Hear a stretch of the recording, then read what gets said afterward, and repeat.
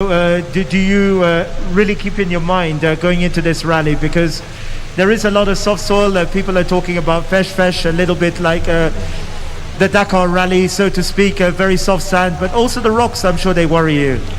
Yeah, I think there is quite special places like these really fresh powder places, and also really rough few sections with full of rocks. So I think you need to keep in mind to take care in those kind of places. You really have to take care of the car and the tires not to break them.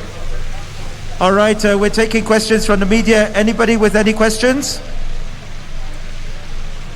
All right, as a final question to you, and I've been asking the other drivers, how much is it about speed and how much is it about preserving the car during the safari? Yeah, that's a difficult question. I think nobody knows it yet fully, but I think it's in the good parts it's mainly about the speed. You need to really be fast here still, but always when it's rough it's more taking care of the car. All right, thank you so much. The best of luck in the Safari Rally. Ladies and gentlemen, Kalle Rovanperä. Thank you. Rovanperä, his dad finished second in 2002, driving a Peugeot 206. Second generation drivers, Topi. What's this with rally drivers and their children taking up the sport? I think it stays in the family. Because like if you look at the Kenyans, we have got like Carl Tundo, a son of Frank Tundo, Makrai Kimathi, son of Phineas Kimathi, Hamza Anwar, son of Azada, nephew, and Maxine Wahome, of the ladies also, of Jerry Wahome. So it's really beautiful. Well, coming up next, we're going to have Danny Soro. He drives for Hyundai Motorsports Group, and he's going to be coming onto the stage to give his interview. And after that, we're also going to have Olivier Solberg of 2C competition, which is supported by Hyundai. I need to sit or? Yes. Danny, welcome. I know there's a lot expected. You're one of the more experienced drivers brought in for this rally. First of all, first time in Africa for virtually all the drivers in terms of rallying. How was the recce for you? Honestly, it was nice because it's like a really nice experience, really different rally like we are normally seen. But let's see. It's really fast places. Some stages. First day they will be like tricky because the first stage is like very narrow and really slow. But after second stage are really fast and with sandy and rough places, it will be interesting. A lot has been said about the return of the Safari Rally after 19 years. From a personal point of view, was it on a bucket list for you to do in your career? Yeah, for sure. It's always something like you want to do at least one time, no? Safari Rally. Okay, it's not like the Safari Rally of before with many kilometers before and much longer kilometers in the stages. But still, it's here and you have the profile a little bit of a real safari, and it's very nice. A lot has been said about tyre strategies. It's been disappointing from Hyundai's point of view, the last few rallies in this battle, particularly for the manufacturers with Toyota. How do you approach this rally? Yeah, it's a rally like it's difficult to know what will happen a little bit because it's like you say, really rough some places, but other places like you can drive really fast and nice. It's not only rough places. So let's see. We will try to catch some points to Toyota. All right. Any questions from the media for Danny Sordo? If you could state your name and media house, please. All right, Daniel Wahome, the Broadcasting Corporation. Danny, the rally has been said that it could be determined by how well you work with your navigators. Tell us about that relationship you have with your navigator coming into recce and towards the rally. Yeah, it will be really difficult also for to have with the navigator because it's total new rally. Some corners like it's really difficult to see the corners because they are like artificial with some stones in the sides and. You need to be really good with the co-drivers and decide the corner in the really good moment and and also it's new rally, so it's really difficult to memorize it all. So you need your co-driver and to trust him and to make a really good pace notes. Any other questions from the media? As a final question, from your point of view, there is this battle, Hyundai against Toyota. From your point of view, you got such a strong driver lineup. How do you play out with the strategy? Is it whoever's ahead in terms of the team, and then you drive for them in terms of strategy? For the rally, or you mean for the rally? I think the strategy will be to have some cars they need to like to push for the win, and other cars they need to just drive for a ride to the end. I don't know. I need to wait a little bit how we will go in the rally. All right, thank you so much. Ladies and gentlemen, Danny Sordo. He is driving for Hyundai Motorsports Group, and he mentioned about the routes having blind corners. What's the beauty of the Safari when it comes to drivers? Well, blinders, I mean, even if they're blind corners, these ones are all like marked out. The beauty of the old Safari Rally cannot be really captured. Well, time to get another second generation driver, the son to former World Rally champion Peter Solberg. This is Olivier Solberg. We've seen your father around, Peter. He's got a big smile on his face. Last so minute. do I. And that's great. You got this drive at the last minute. You were not expecting to drive a WRC car. Can you tell us, first of all, how it felt for you personally to be coming to the Safari Rally, an iconic event, an event that your father has driven so many times? How did it feel when you heard that you were going to drive a WRC car? Well, it's always been a dream to come to Kenya and to Safari and to do the WRC rally here, and it's great that it's back. And I was supposed to come to do the recce, and then I got the final call, oh, you're doing WRC, so I was so happy, so it was great to be able to come here, do this great event, and it's just a fantastic adventure. From a recce point of view, how did it go for you? How is the route? The roads will be very, very demanding, but it's beautiful scenery, a lot of animals, so I think it will be a very tough and very exciting race, but it felt good on the recce. It's something very different to what I'm used to, so it's just to take it easy and just try to come through basically. Now, so much has been happening behind the scenes. First of all, our rally legend, Ian Duncan, the 1994 Safari Rally winner, he was brought on board to give you some advice. Can you tell us what Ian told you? And he went around the recce with you. What advice did he give you? No, for sure, Ian, he's a great guy. He has a lot of experience from the rally, and he's also a past winner. So for sure, he can come with so much info and help for me to basically try to come to the finish on such tough event. And he knows all the rough places and so on. So I think it's great to have him on the crew, and he has been fantastic help so far. It's been such a meteoric rise for you. People forget you're still young. I think 19 years old? Yeah. How much pressure in your home country is there for you to succeed? Many people are saying they see you as a future world champion. How much pressure do you feel? No, I don't really feel any pressure. I know that I'm still so young and very early in the game, so for sure I just have to take all the races as experience, and basically from home there's no pressure. Everyone is just very happy I'm doing so well, and everyone's supporting so good. So it's great to be in this game with the top guys, and for sure it's very, very tough, and just taking the time and getting experience.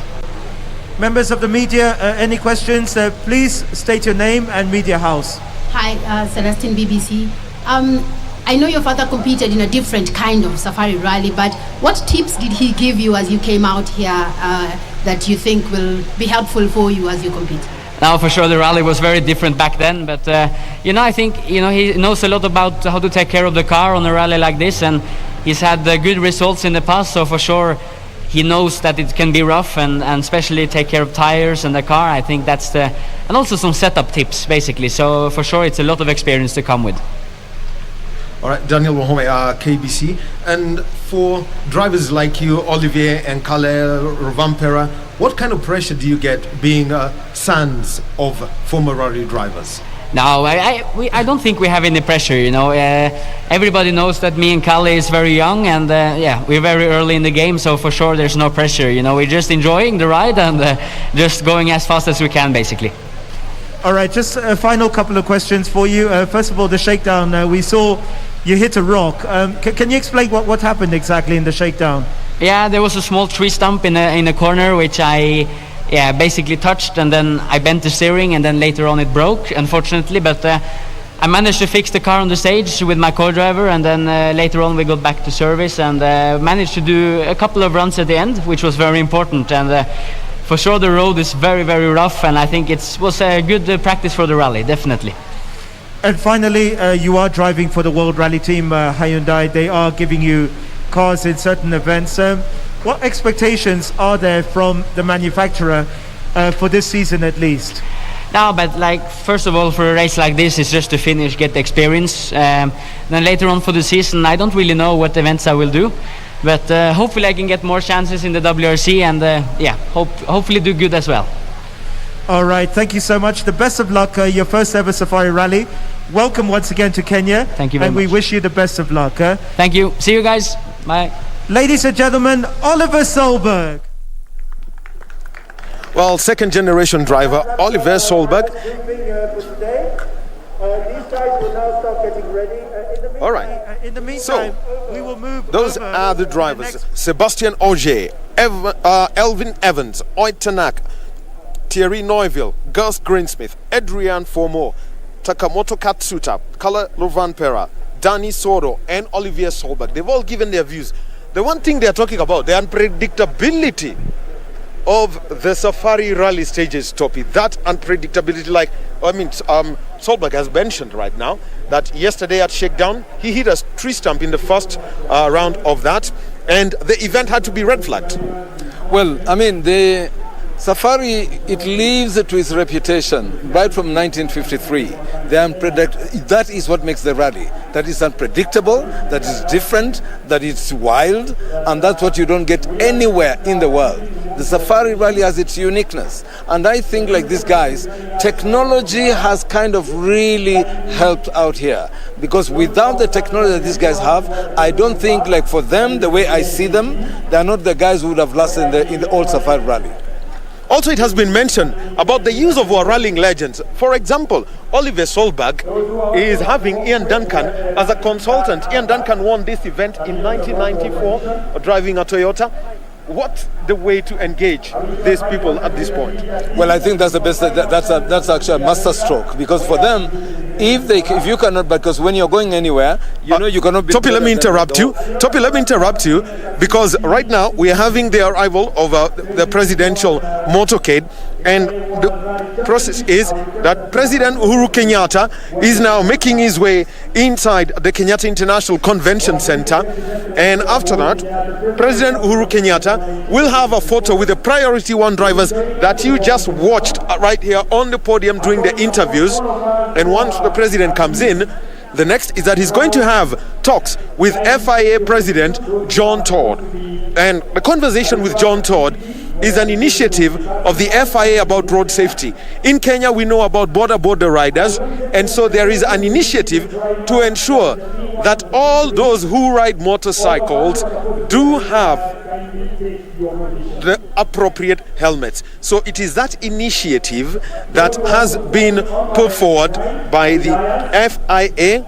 So that's one that's going to be discussed, and that is from around 11:20. After that conversation, which is going to take place right here at the Kenyatta International Convention Center, we shall also have the ceremonial start of the event. So that's how the entire event has been planned, as President Uhuru Kenyatta makes his way from the gate, make that right turn, and he's gone towards the presidential dais where he's going to sit. So there you go. So Topi, this is what you had, and so this being a presidential event, that's what we're going to have now as President Uhuru Kenyatta, and that's towards the left of us. And anytime, Topi, you've been on that ramp in the presence of a president, what's the feeling that one gets, and what's the right thing to do at that place? You know, the Safari Rally is a beautiful event, and the Safari Rally, with all its shenanigans and all its trimmings, is one of the best rallies in the world. And to be on that ramp, which is actually an exclusive only reserved for the drivers and the official and the president when he's flagging off. So when you, as a commentator, for me, I think one of the highlights of the Safari Rally was when I was on the ramp with the president to flag off the first car. It's really beautiful, it's really surreal, but right now what I'm saying that again, and I'm repeating it, the crowds are what I'm missing. You know, that the natural shouts, the shouts from the excitement from the crowd, that's what we are missing. Otherwise, the colors, it's very colorfully done, very well done. I think it's good. All right, so let's turn around, Topi. You can give us a screenshot through as we take a look at President Uhuru Kenyatta, who's now making his way to the VIP area. And if I was to point it, it's now towards my right, and he is welcomed by the Cabinet Secretary for Sport, Ambassador Amina Mohammed. We've got the FIA President John Todd is also there, who's going to be having conversations with President Uhuru Kenyatta about road safety later.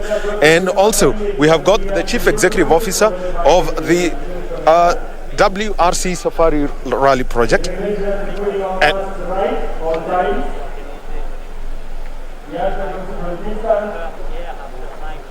So as they all line themselves up, and then once the president makes his way, we are going to have the national anthem played, and we've got a choir that's ready to sing that as usual. And plus, we've also got the East African anthem.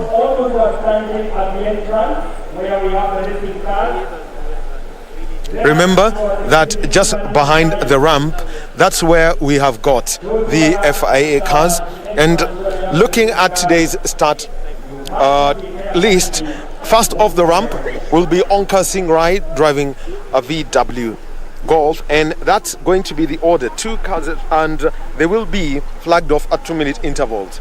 So after Onka Rai, it's going to be Carl Tundo, and then we're going to have Schwip. So that's the order in which the cars are going to start that rally. So, and so the intervals between each car is going, for the first 10 cars, is going to be 2 minutes. Are going to be flagged off by President Uhuru Kenyatta, and after that, Cabinet Secretary Ambassador Amina Mohammed will be flagging off the cars at 1-minute intervals. Topi.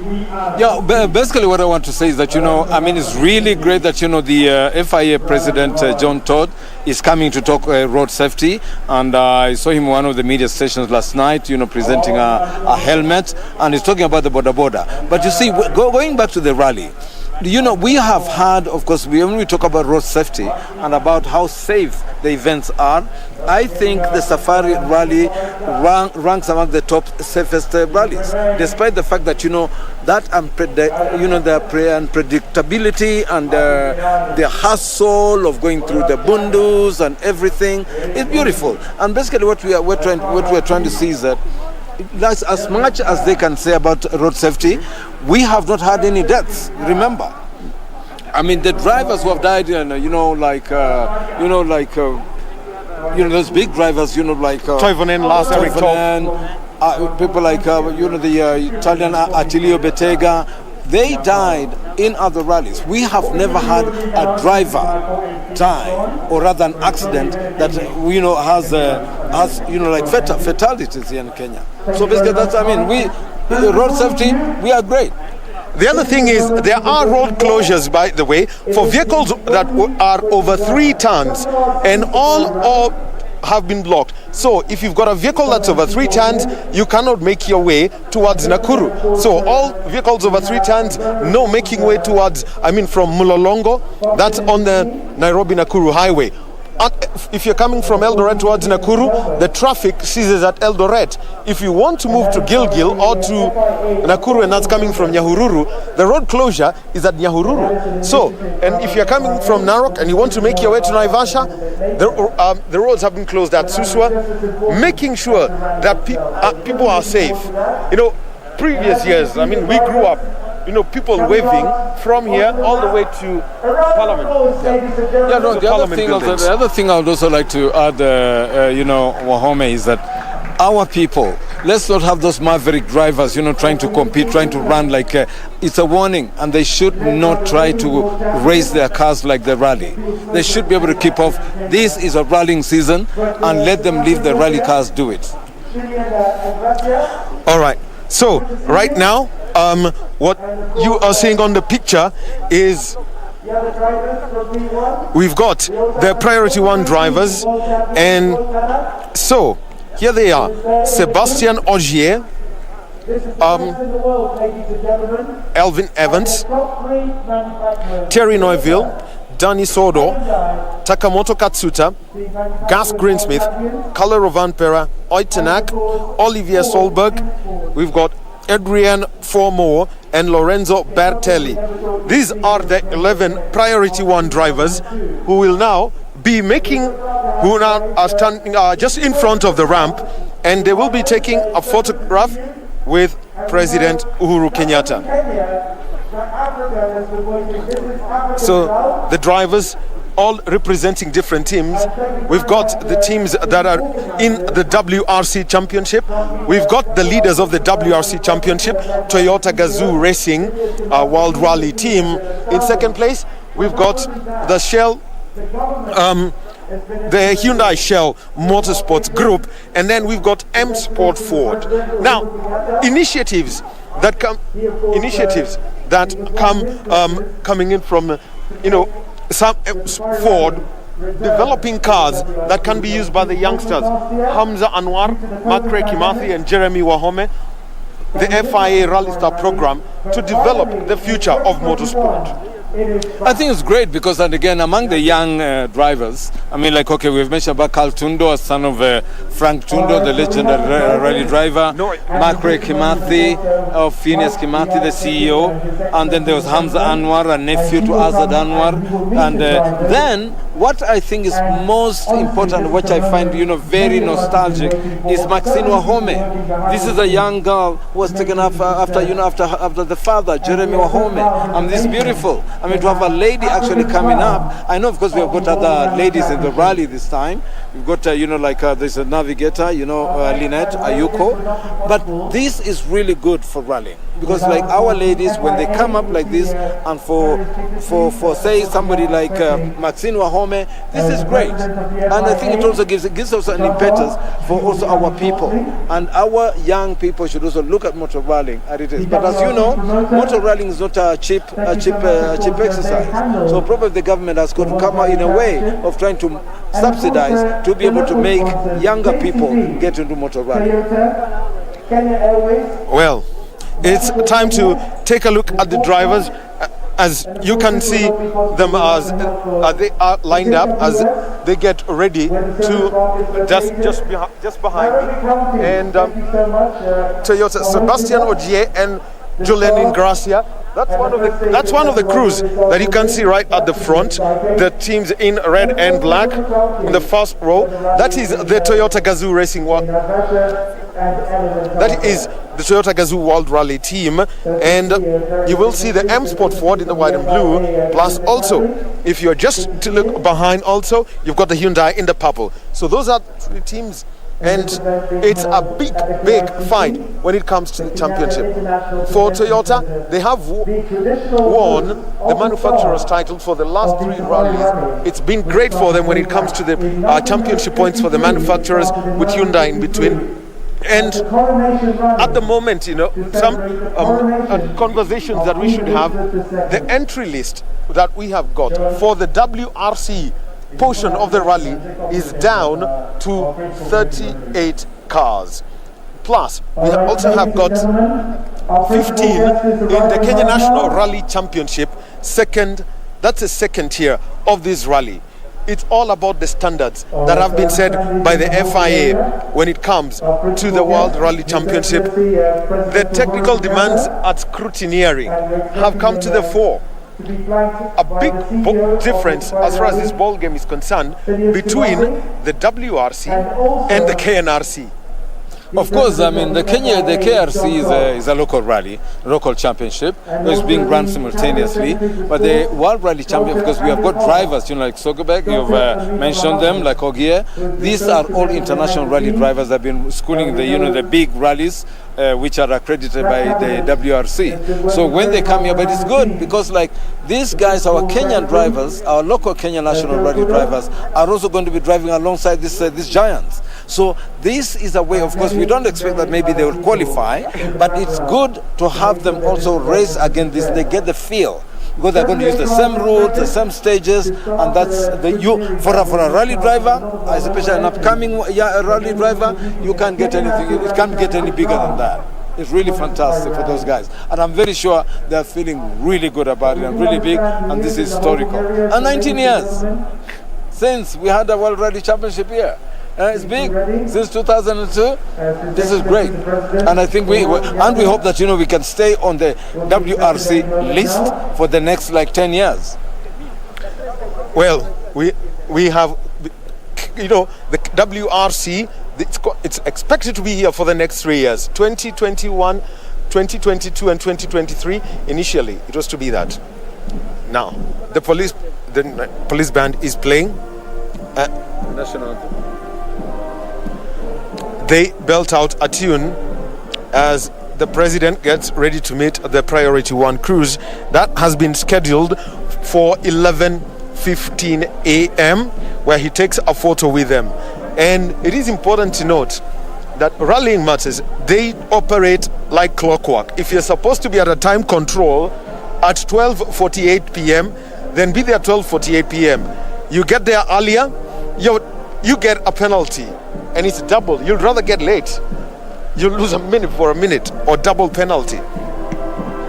So as the VIPs make their way to that stand, Topi, one thing we've got to say, the change of formats of the Safari Rally. Previously they said the Safari Rally was one stage with 3 legs. Right now we have got 18 stages being run, the first one being at Kasarani, and 17 the rest of the stages being run around Naivasha over 3 days. So we've got 6 stages on Friday, 6 stages on Saturday, and then you've got another 5 stages on Sunday. Yeah, but the beauty of it is that, okay, fine, they say the old Safari Rally, which had only one stage with the 3 legs, because the cars were going out there. But I think right now everything is being so commercialized, and it's that commercial element that is coming in to change all these things. Because when they do the stages, they kind of they're running actually in an enclosure, and there all the advertising is set up. So you find these guys are literally driving, unless of course for some beats when they're on the road. But when you look at it, so stage managed that it almost appears like it's a studio operation, like they're shooting a movie, like a shooting movie. But which is unlike we talked about the unpredictability of the Safari. It's not as much there. These guys talk about, it's going to be unpredictable because maybe they're expecting a giraffe to jump on the road or a zebra to jump on the road. That's called a zebra crossing. A zebra, a live zebra to cross. Otherwise, what I'm saying that technology has kind of, watered down the real Safari Rally. When man and machine was that. When you guys, at the end of the day, when you see those drivers, you don't even want to ask him questions because he looks pooped out. And you get into the mud, they swim in the mud, they wallow in the mud, and when you have a repair, if your car maybe hits a bump and it breaks, again you've got to have the whole crew come in there. So that was the kind of fun. The fun that you could actually brake and you find cars coming out without any windscreen.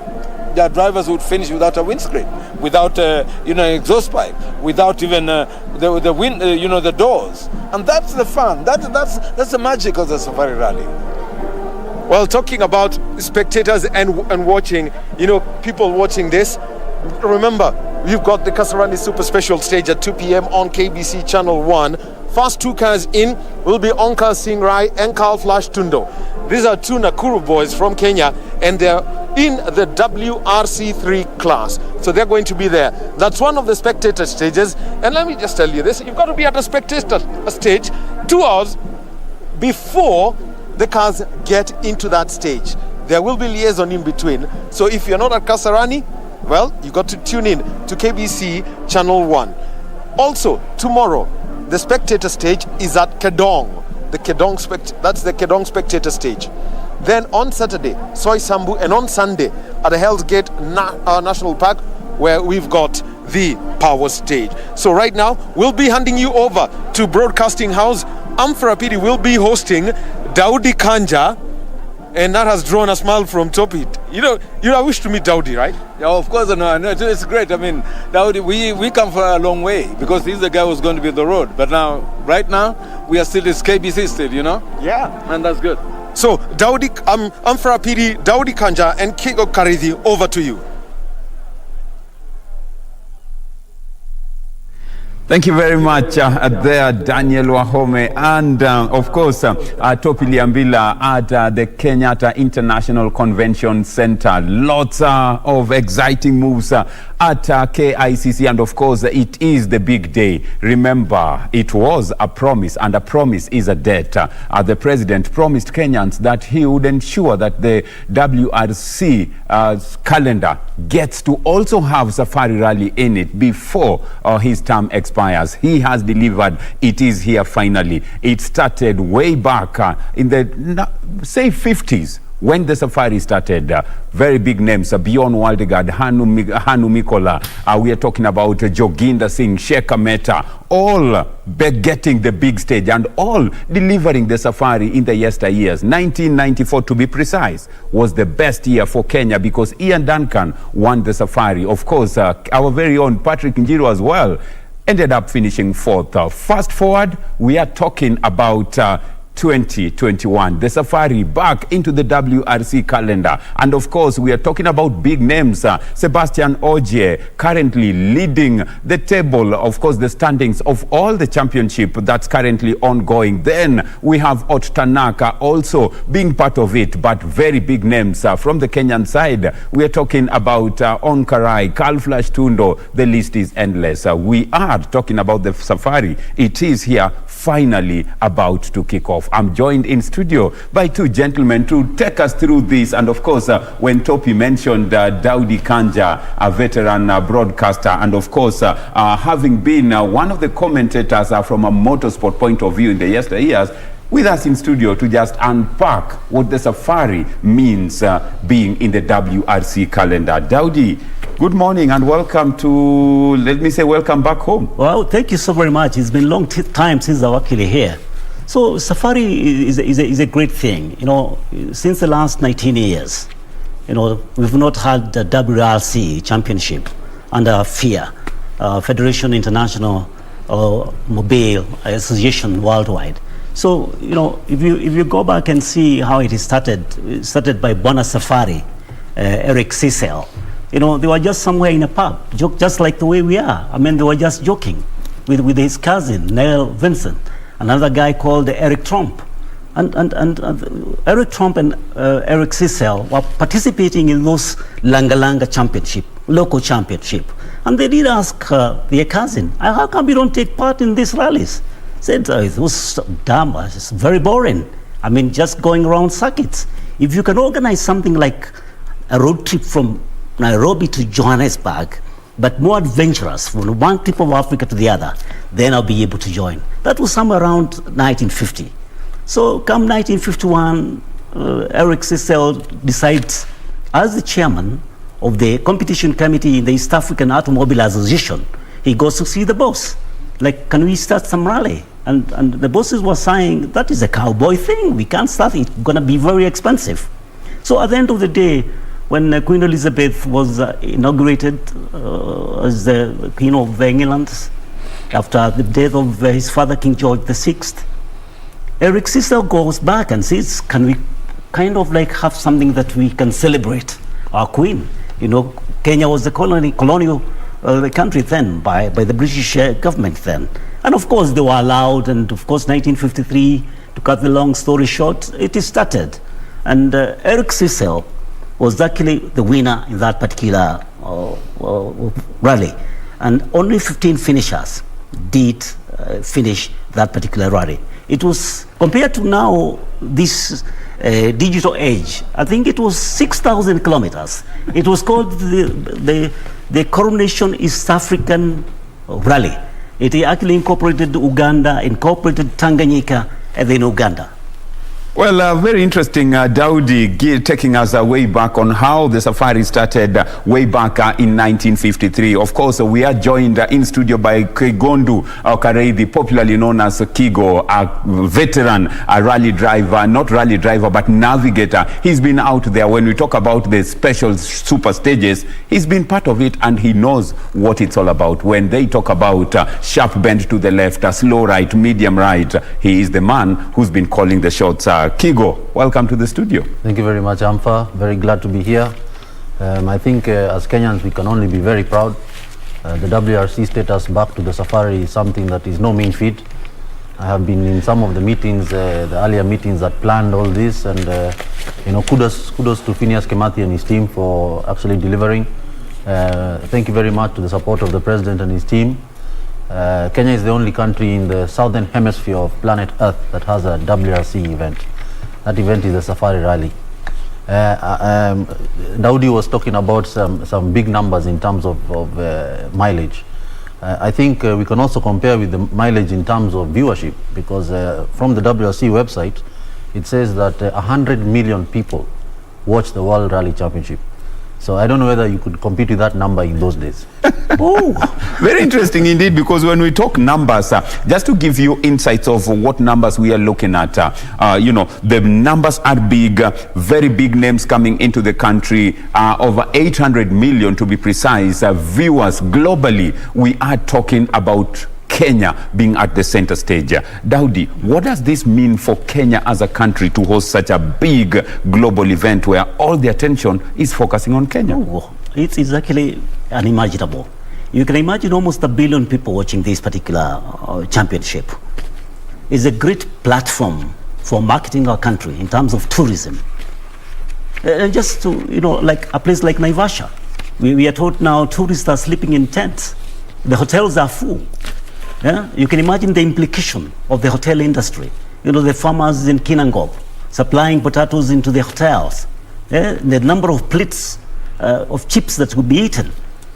Tomatoes. It is kind of like, it tickles down to the farmer somewhere in Dondori or Kinangop to benefit from this kind of championship. It's great. It's great. Big for Kenya, and when you talk about this, remember a lot has been put in organization and nothing has been left to chance. The Safari Rally back in the WRC calendar is something that many would be talking about. We've just gotten a bit of what the drivers feel based on yesterday's shakedown that happened in Naivasha. Many drivers making it here for the first time, and having been there, Kigo, some of the drivers even talking about the rough terrain that they encountered yesterday promises to be a very exciting rally.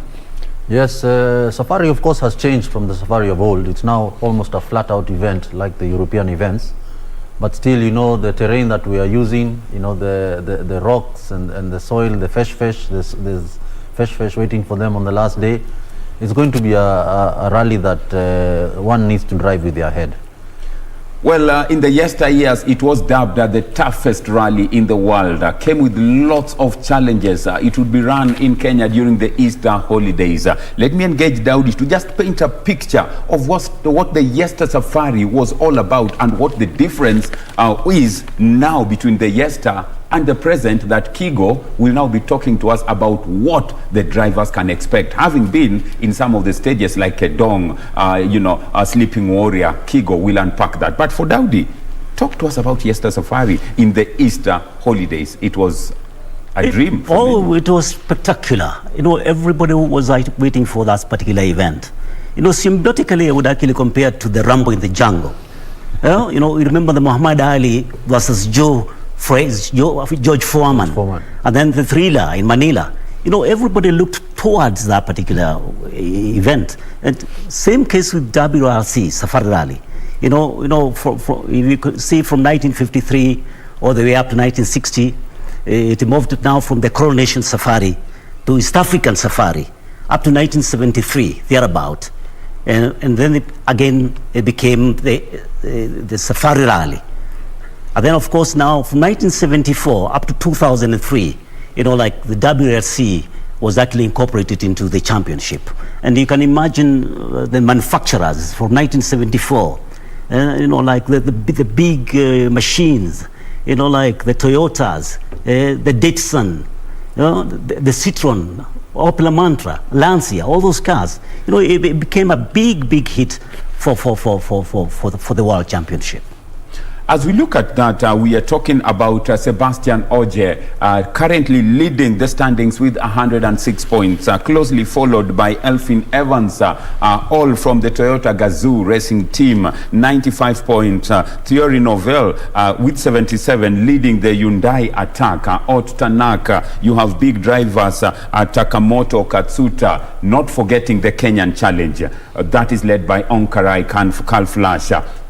You've been there, Kigo. Do you think the locals, if I may use the word, will have an advantage having known the terrain? They've been there before. They understand the way the routes look like, the volcanic, rocks that are around Elementaita and stuff. Do you think it will give them an advantage? Well, Safari has been always unpredictable. So there is always an outside chance of somebody who is not seeded winning. But you have to understand the top teams have thrown masses of money at this. The top teams have been testing. Top teams have been waiting for the Safari. So it's quite unlikely that somebody outside the top WRC cars wins the event. However, the Safari is a level playing field even for them, because they haven't been here since 2002. So everybody, in fact, I think it was Neuvel who was saying that it has really leveled the playing field now. Nobody knows what to do here. Everybody's going to try and see what works for them. And hopefully by Sunday, the best car and the best team wins. As we look at the best machines that are here, Daudi, you mentioned some of the big names in terms of manufacturers in the yesteryears. We had Datsun, Toyota, Lancia, and not forgetting Volkswagen Golf GTI started picking up. Right now, we are seeing Toyota Gazoos. You've just heard the drivers talk about their experience yesterday at the shakedown. And to be precise, some have said that to just call out Sebastian Ogier, said this is going to be a clever man's rally. You go flat out, you be cautious, but you have to be very clever to maneuver some of the routes. Like some of the champions, the likes of Hanno Mikkola, the likes of Viona Verdegard, they were saying to be able to win in Safari Rally is like winning 3 world championships. And when you compare, of course, the cars that were there then, the Group B cars, they were monsters. And of course, later on, the Federation decided now to kind of like tone down, like from those Group B cars to kind of like smaller cars that are manageable, but with the epitome best in terms of performance. Still, like Sebastian Ogier said, this is one tactical rally that if you go flat out, you'll end up going nowhere.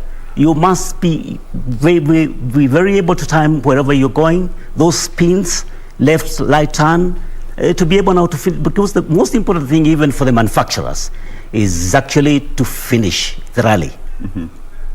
Well, many say that, finishing is the key agenda. Remember, the first start will be at the Kenyatta International Convention Center, where the head of state, President Uhuru Kenyatta, has already arrived and just going through formalities of the day, and of course, some of it being the welcoming speech. Then, of course, photo with some of the drivers, and when ready, we will be crossing over to Kenyatta International Convention Center, just to also let you be part of the action there. But still here in studio, we are talking through what to expect, and there are 18 super special stages in this rally. Some of them are giant killers. Let me engage Kigo by the start of the super special stage that's happening today. 4.8 kilometers to be precise, and that's happening at exactly 8 minutes past 2 in the afternoon at Kasarani. It's a twin track, which means two vehicles will be going head to head. Kigo, you've been there before. What does it take at the super special stage? Yeah, super special stages are mainly made for the fans and for the media to see the cars up close, because the other stages are closed on closed roads. For the drivers, super special, some people don't find them very good, because they are the start of the rally. It is actually a stage, and anything can go wrong. In fact, it has been famously said that you cannot win a rally on the super special stage, but you can definitely lose it. So it's time to be careful, time to just get round. Of course, don't lose too much time, but I think the real action starts tomorrow. Well, as we talk about the real action, we are looking at the Safari Rally. It's been dubbed in the yesteryears as the toughest rally in the world. The route, we are talking about some stages that are very fast, some are very slow, or some are very, twisty, which means you have to be very technically superior. Our locals, our fans, that's the motorsport industry, would be tempted to make some of these moves. What word of caution would you give out? Because this is that moment when everybody would think that they are actually rally drivers. A word of caution that these manufacturers' cars cost even up to 100 million. And if you are a private entrant in this particular rally, maybe you spend 5 million. So you don't have to compete with those champions. Take it easy. Take it easy. Don't go and see what Sebastian Ogier does in those WRCs and start kind of like imitating. You'll go nowhere. Take it easy. Take it easy. That's the word. Take it easy, and just to run you through what to expect between now and Sunday. Today, the first flag off is at KICC. Then after that, we have the super special stage at Moi International Sports Center, Kasarani. 4.8 kilometers, twin track, two vehicles going at the same time, trying to get points and in terms of time. Then after that, vehicles head to Naivasha. After Naivasha, tomorrow, or that's Friday, the vehicles will be along Oserian, Chui, Kedong, where there will be the special stage, which is so notorious for dust. A very interesting place to be in. On Saturday, we are talking about the Elementitas, Yosambu Conservancy, Sleeping Warrior, which many say will be a hard place, to maneuver about. Kigo, you've been to Sleeping Warrior and Kedong, some of these stages, so Isambu and stuff. What can the drivers expect, and even spectators, in terms of those stages? Sleeping Warrior is said to be the killer, and the Sleeping Warrior will walk in some of the drivers. Yes, very good stages. They are very diverse. They have sections that are very fast and very sweeping, and then they have very tricky stages full of rocks in the grass. You only need to come out of your line, and straight away you have a puncher. So it's going to be a very thinking rally. You're going to have to know where to put your foot down. You're going to have to know where to save the car, because basically the car that's strongest on Sunday is the car that wins. When we talk about the strongest, Daudi mentioned the amount of money investment in it. You've been with some of the best rally drivers in the country. Paint a picture. How much does it cost for a rally car to be in a rally? Well, for a group entrant, I mean, you're looking at in the region of 10 million shillings. It's not a cheap sport. Like I mentioned earlier, that the shocks in our simple two-wheel drive car cost almost 1 million shillings for one set of shocks. So it's not a cheap sport. The more money you have, of course, the better. And that's why the top teams are teams that are allied with manufacturers. The big companies use these events as R&D, research and development, to ensure that the cars that we drive later are safer, stronger, faster. So it is an expensive sport, but very exciting. When we talk about safety and of course very exciting, and the millions that have been put in, we have fans going to watch the rally in the super special stages. The key message there is please stay safe, ensure you keep the COVID protocols. Remember, the rally was to happen last year, but due to the global pandemic, it had to be rescheduled to this year, and it's finally here. Daudi, COVID is here. It is a major concern for many. What is the likely scenario? Getting into the VIP sections, even right now, you'd have to go through COVID tests for the fans. What message? When I was actually watching Topi, Liambile and Wahome, my colleagues, do live commentaries from KICC, I said, there is no oomph in this particular WRC, because of the contagion. And the WRC East Africa Safari Rallies had actually to be postponed to 2021. So it's actually very important to talk to the spectators. Be careful. Follow the protocols of COVID-19. Put on a mask, social distance, and play safe. It's actually very, very, very important because COVID-19 is real and is a killer. COVID-19 is real. COVID-19 ensures that we all need to be on our guard and we all need to be alert. When out there, please stay safe. And the message is stay positive and test negative. Let's now look at the drivers to watch out for. We all know that currently Sebastian Ogier is leading the championships at 106 points. Already, many are saying he is the second most successful rally driver after Sebastian Loeb, who has been with 9 titles. He has 7 at the moment. What can we expect from Sebastian? Even yesterday, he was the fastest in the shakedown at Naivasha. What can we expect from him? I think first of all we need to acknowledge that we are very lucky as Kenyans. Sebastian Ogier has announced that this is his last season, so we are actually watching a living legend. We are very lucky. 7 titles under the belt. He's second only to Sebastian Loeb, who is his countryman. He, of course, is an old fox. He has been in rallying for some time. He knows how to win. I think tomorrow he will probably take it easy. He's also starting off fast, if I'm not wrong, so he's going to have some sweeping duties. And I think, he will play it safe and see what's happening around him. But Sebastian knows how to win rough rallies. Last time in Italy, he started off fast and he won, which is not easy. Of course, Ott Tanak is the fast guy, is a hot shot. We're hoping the Hyundais have sorted out their suspension issues. Last 2 events, they've had some trouble with their suspension. We're looking at Ford also. Gus Greensmith could do well. It's an event that could surprise a lot of people.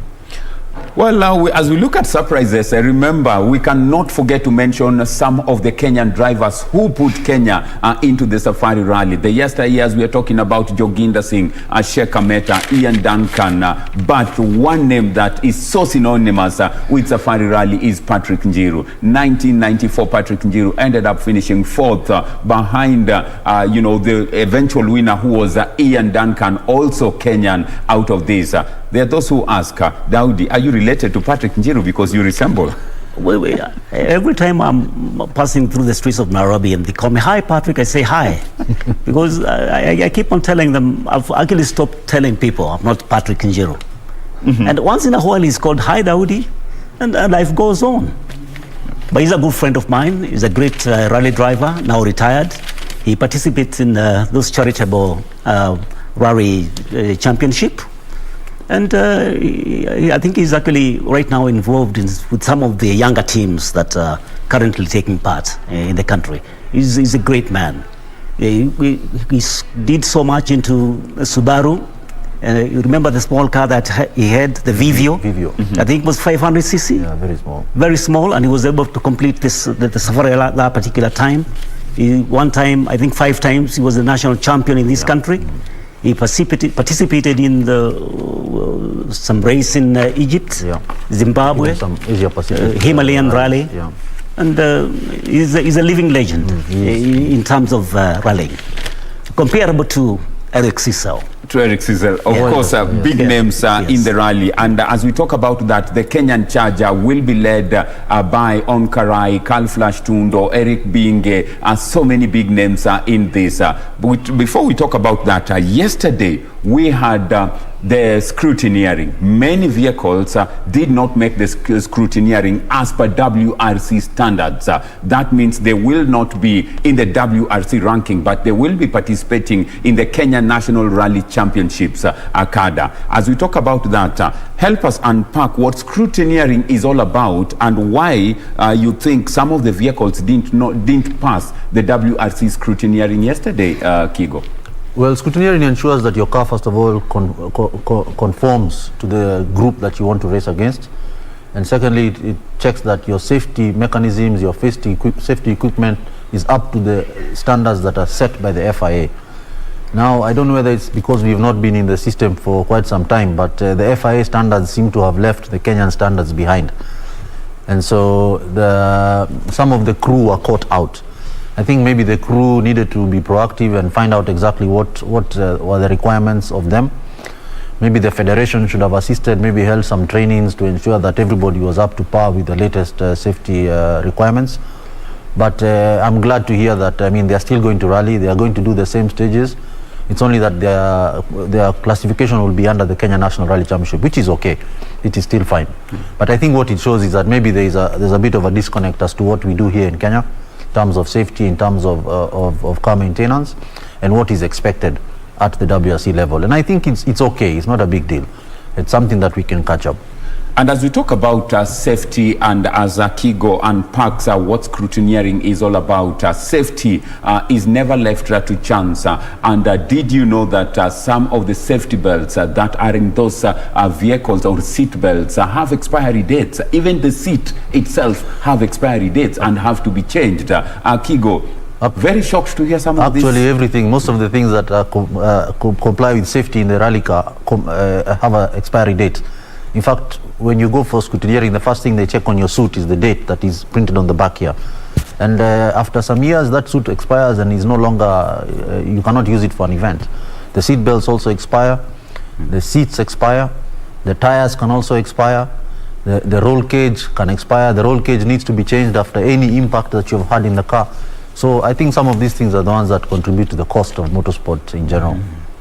Well, a lot of money put in it in terms of delivering a safari. But when we look at the return on investments, there are those who look at numbers. Let's talk about numbers now. Around 6 billion injected in the Kenyan economy as a result of the safari. Over 800 million viewers globally now focusing on Kenya. And as we look at social media, which is a buzz as we speak, estimated over 1.5 billion online impressions right now, and all that is focusing and touching on Kenya. In fact, what does this mean? Can I jump in there? I would like to say, I look at it like this. Since Wednesday and up to Sunday, Kenya will be in the eyes, in the spotlight of the world. And it will not be about post-election. It will not be about election. It will not be about corruption. It will be about top-flight motorsport. And so I don't know whether you can put a monetary mark on that. And as we talk about that, Daudi, we also know that end of the week we are talking about the Africa Battles Cup being held in the country. 2 months to come, that's after the Olympics. We have the World Under-20 coming into the country. What does this show of Kenya as a sporting destination? Oh, my friend, it means a lot. It means a lot. The impact, the publicity that Kenya gets out of that. And you know, of course, we as the champions of the athletics also, plus now this WRC, and those other championships that are coming to our country, is actually unbelievable. We can always say God is great. God is great, and it is happening. Remember, we are monitoring happenings at Kenyatta International Convention Center, and we will be crossing over when things are heated up and ready, so that we also make you part of the action at KICC. We're still looking at the local drivers, On Karai, Carl Flash, you've mentioned Eric Bingi. Let's talk about the ladies, because I mean, it's so impressive to see ladies in it. In the yesteryears, Michelle Munton led the ladies. Orie Rogo Manduli was part of it. Now, we are talking about Lineta Yuko, Maxime, Wahome in this. What do you make of the ladies? Yes, big up to the ladies who are in this event. It has quite a good number of them. We have Lineta Yuko navigating Hussein Malik. We have Maxine Wahome, who is navigated by Chantal. And I hope I have not missed anybody. But yes, Tuta Myonki. Of course. How dare me? Tuta, my very good friend, who is navigating Zioka Waita. So it is, the women used to say that whatever men can do, they can probably do better. And I think navigation is in one of those fields that they probably can do better than us. So big up, more women should sign up. It's not a difficult thing to do, and I wish them all the best. I hope they all do well, and most of all, let them have fun. So it's time to have fun. Okay, well, remember, as we talk about this, we are monitoring happenings at Kenyatta International Convention Center, where the head of state, President Uhuru Kenyatta, at the moment, there we can see with a helmet, and of course, next to him, we have, next to the president, we have John Todd, just testing the helmet there, the president of Federation of International Automobile, and of course, Ambassador Amina Mohammed. Interesting, the rally is here, and of course all excited about it. Thumbs up, finally the date has been delivered. Remember, the president gave a promise to Kenyans that he will deliver the safari, and finally it has been delivered, and we are seeing colorful pictures there. That's Jean Todd, who is the president of Federation of International Automobile, FIA, with the President Uhuru Kenyatta, just testing some of the helmets. Very colorful scenes, indeed. Excitement, it's finally here. It's a matter of time before the first car is flagged off. Daudi, what do you make of this moment for the country as we look at pictures from KICC? We have no words for our president. One of his promises 2013, when he took over this government, he said that I'm going to make sure that WRC come back to this country. And here it is now. Yeah? Momentarily, our president will be flagging off those super machines. It's great. It's great. Also, big up to the chairman of the National Championship Rally, Kenya's Phineas Kimathi. He's done a great job. The Minister for Sports, she also done a great job. And we really quite happy. Well, very colorful scenes there indeed. It's a promise that's been delivered, and right now, we are seeing, of course, what we are seeing there is, handing over of the helmet, and all this is around passing that safety message, and a safety message to Kenyans around road safety, a critical aspect in this, because remember the vehicles, as we talk about safety campaigns, there we are seeing our very own motorbikes, popularly known in the country as borders, Kigo. We are looking at drivers who will be using the the Nairobi Nakuru highway, which is called traffic to Naivasha. What do you make of this as we also look at happenings from KICC, more so around safety messages and safety campaigns? Well, the FIA is also very engaged in road safety, and I guess each of their programs is tailor-made to each country. And for Kenya, I know we all know that we have problems with border borders. Border borders are many, they give a lot of employment, but they are also involved in a lot of accidents.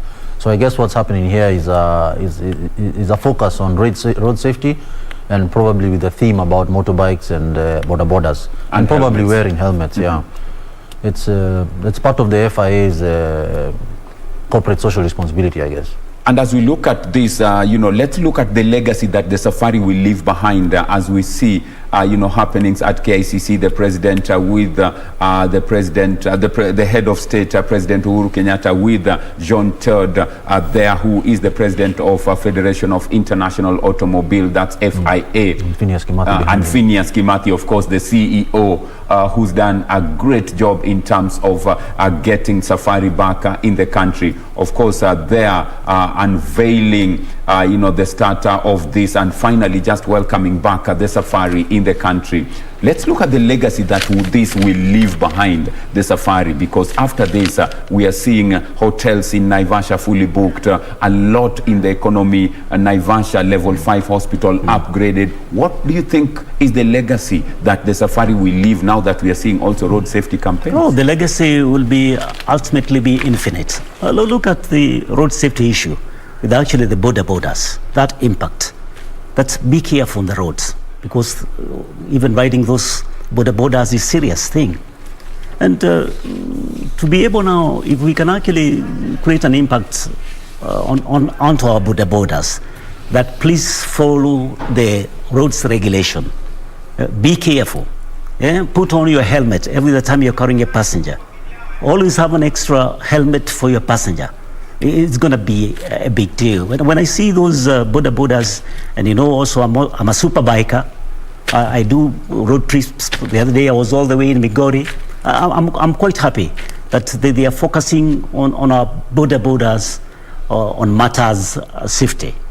And as we talk about that, remember the launch that currently is happening is the Federation of International Automobile Safe and Affordable Helmet launch. This is encouraging our very own, there you go, it is the FIA Safe and Affordable Helmet launch. Very important to encourage our border riders to always have helmets on. And as we talk about this, Kigo, helmet is a very key requirement even as you go into the rallies. Well, you obviously would not be allowed to enter any rally without a helmet. It's your head is your key center of power, and inside the car is full of roll cages and other sharp and hard things that you don't want to knock your head on. So wearing a helmet is just clever. It's not something that you need to take for granted.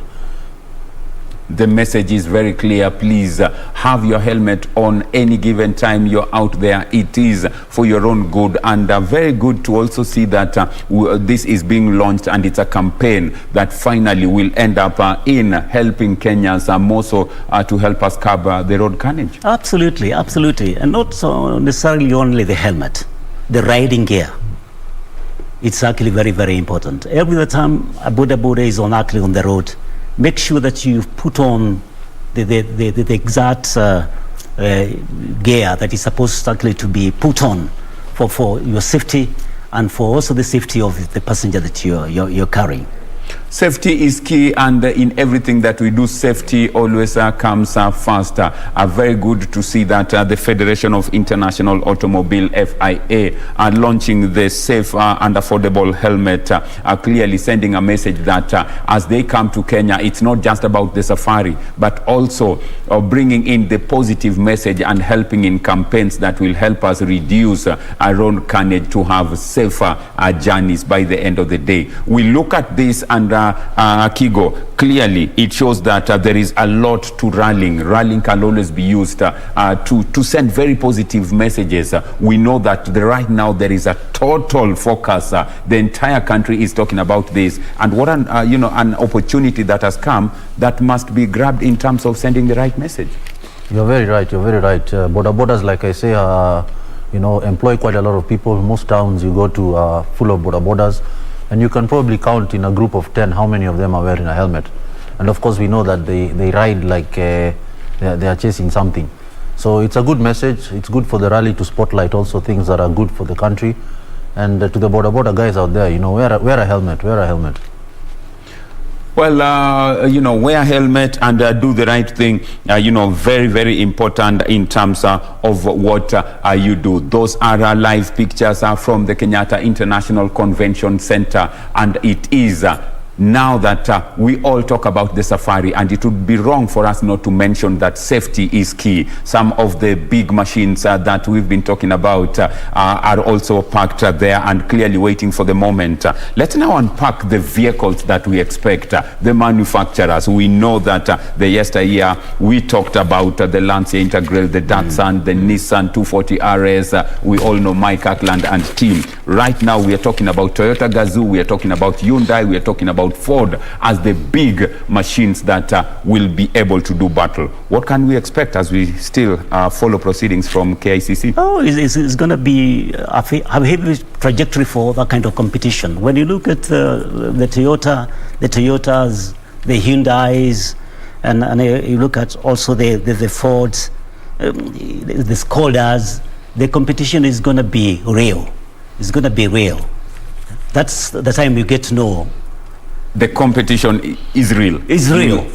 You will now get to know who absolutely, is who. Absolutely. As we talk about this, what are the safety aspects or the safety aspects we need to look out for in a rally?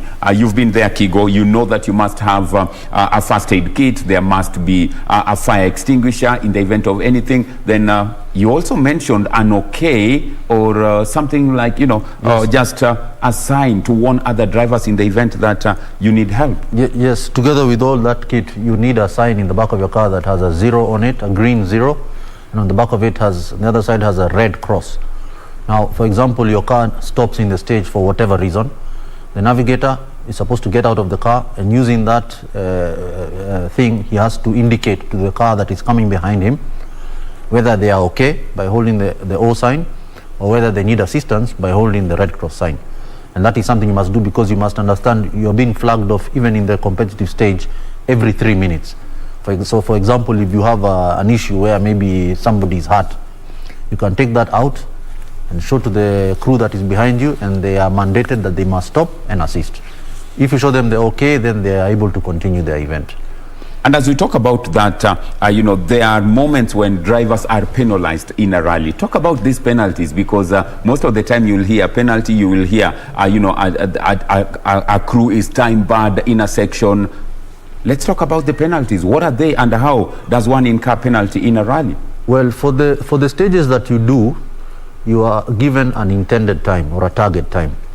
If you exceed that target time for anything, and you exceed it by 30 minutes per day, you are excluded from the event. Now, the way you can exceed that is maybe you can have a puncture, you can stop for a puncture, maybe your car can have some problems, you can stop in the stage and maybe try and fix it. Maybe you might get lost. There are sometimes that drivers even get lost. And for whatever reason, if you exceed your target time by 30 minutes per day, you are excluded or time barred from the event. So that is part of the work of the navigator, is to be the timekeeper of the crew, to ensure that we are on time. And also you also cannot arrive early. You must make sure that you arrive at your designated time. So the part of the many jobs that the navigator is supposed to do is be the timekeeper of the crew. Well, and as we talk about that, very interesting, because you see the machines there already. This morning they had a rough, fill, a recce at the super special stage at Kasarani in the morning. Vehicles now ready, and after this, the flag off, the vehicles head straight to Kasarani, where at exactly 8 minutes past 2, the flag off for the super special stage will be happening. And of course, we will be having a twin track where 2 cars go head to head. As your official broadcaster, we will be live bringing you that action, so that you get to know the speed. You see how they are, getting into real action, as you also get into the rally mood, the rally fever. As we look at this, Daudi, a lot comes into this in terms of preparations. There is so much that people are looking out for the spectators. They've also invested in terms of moving from Nairobi to Naivasha and any other part of the country to Naivasha to be part of it. Then there is the click that says we fly low. They drive very, very fast. Let me tell you, the investment that is put in, especially for the manufacturers, because every single moment those people are doing recce, testing the machine, and you can imagine at the end of the day, like the winner will be determined when they get into that special stages, where every single second matters in terms of having that cumulative points. So this is real.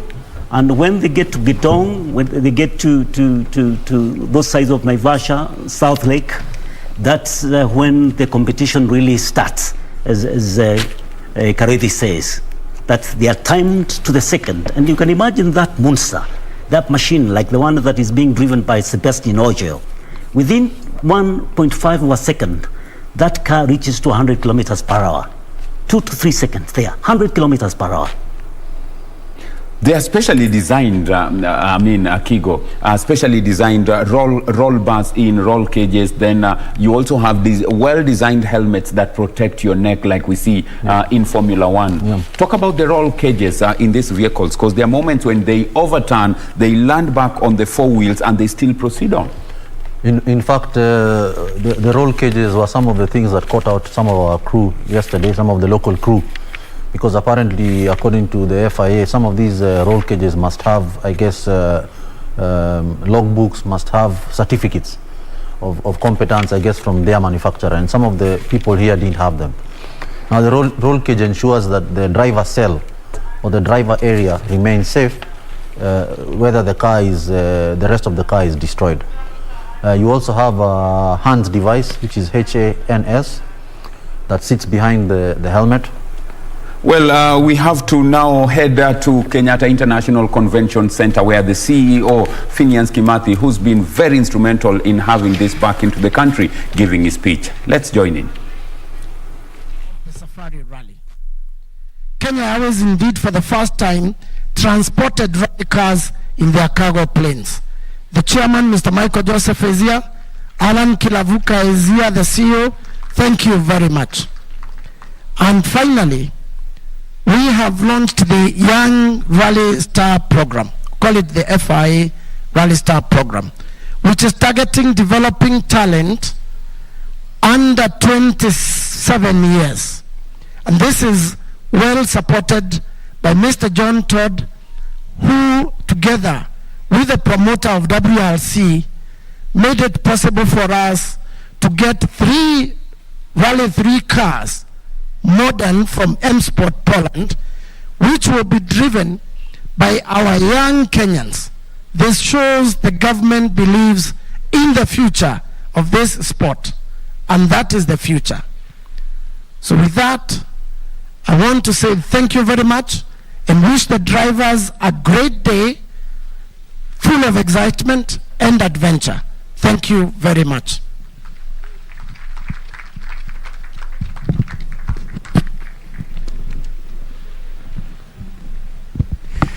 All right, thank you very much. The CEO of WRC Safari Rally and also the chairman of the Kenya Motorsports Federation, Phineas Kimathi. Now, I'd like to invite the chairman of KCB Group, Andrew Kairu, to come and say something.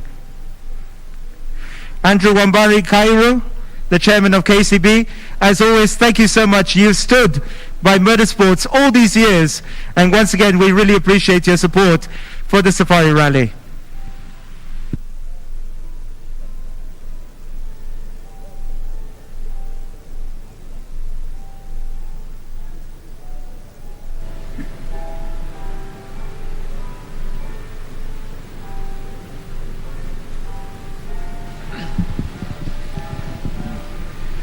The President of the Republic of Kenya and Commander-in-Chief of the Armed Forces, Your Excellency Uhuru Muigai Kenyatta, Cabinet Secretary for Sports, Culture and Heritage, Ambassador Amina Mohammed, FIA President Mr. John Todd, and FIA representatives, Kenya Motorsports Federation Chairman and Chief Executive of WRC Rally, Mr. Phineas Kimathi, World Rally Championship promoter, AMD, Mr. Simon Larkin, and WRC officials, all protocols observed, ladies and gentlemen. On behalf of the KCB Group of Board of Directors, management staff, it is an honor and pleasure to join you this morning for the launch of the iconic 2021 World Rally Championships Safari Rally. The KCB Group, Kenyans from all walks of life, and indeed the global rallying community are extremely excited to have the Safari Rally back home after an absence of almost 2 decades. This milestone is a demonstration of the collective efforts by your government, Your Excellency, the Kenya Motorsports Federation, WRC and corporate sponsors, as well as the underlying resilience of rally drivers and enthusiasts across East Africa to bring back the Safari Rally. Your Excellency, over the past 19 years, KCB Group has been working jointly with the Kenya Motorsports Federation to sustain motorsports in the country. During this period, the bank has cumulatively injected 1.2 billion shillings towards the sport, creating a conducive environment for sports to thrive. In Kenya, and indeed the entire East Africa region, we pride ourselves on our pool of motorsport talent across multiple generations because of sustained motorsports investments over the decade. We take pleasure in the fact that our sponsorship has helped sustain motorsports and also build a critical mass of talent competing in local and international rallies. Our ambition is to progress this association to the level of elite global rallying. We believe this event is a great opportunity to demonstrate Kenya's growing credentials as a global sports powerhouse, and through our collective efforts, we can sustain WRC Safari Rally on Kenyan soil for many years and generations to come. Your Excellency, the COVID-19 pandemic may have slowed down us as a nation, but our resilience and the country's indomitable entrepreneurial spirit will get over this bump. As business leaders, we are ready to play a key role both in helping the country get through the prevailing economic crisis, but also create innovative solutions that will shape our society post the COVID-19 pandemic. The hosting of this event will be a key benchmark for the country on how to stage successful global sporting events in the midst of a pandemic. This way, we can help ensure the world of sport continues to make its vital and valued contributions to building a better future for all and bring sustainable fun once more to the people of Kenya and the world at large. Your Excellency, I reiterate the KCB Group remains committed to supporting sports in the country. We have been proactive in supporting activities and nurturing talent around the country across all disciplines. While we may be largely synonymous with motorsports, we have also demonstrated our commitment to supporting competitions in football, volleyball, rugby, golf, and chess. Finally, and as I conclude, I wish all the drivers, navigators, and their entire supporting teams, and indeed all rallying enthusiasts, a thrilling motor rallying event. We look forward to safe and accelerating rallying displays that will inspire the new generation of participants to the sport. Ni baadhi tu ya wale ambao wanazungumza hususan kuhusiana na mashindano haya ya magari ambayo yatakuwa yanazinduliwa muda mfupi tokea hivi sasa. Na kwa kusema kweli utapata kwamba mashindano haya yameweza kuandaliwa katika maeneo mbalimbali msimu huu, ikiwa kumekuwepo na rally Kenyatta International Convention Center. Very colorful scenes are there indeed. All appreciating the fact that finally it's happening here in the country.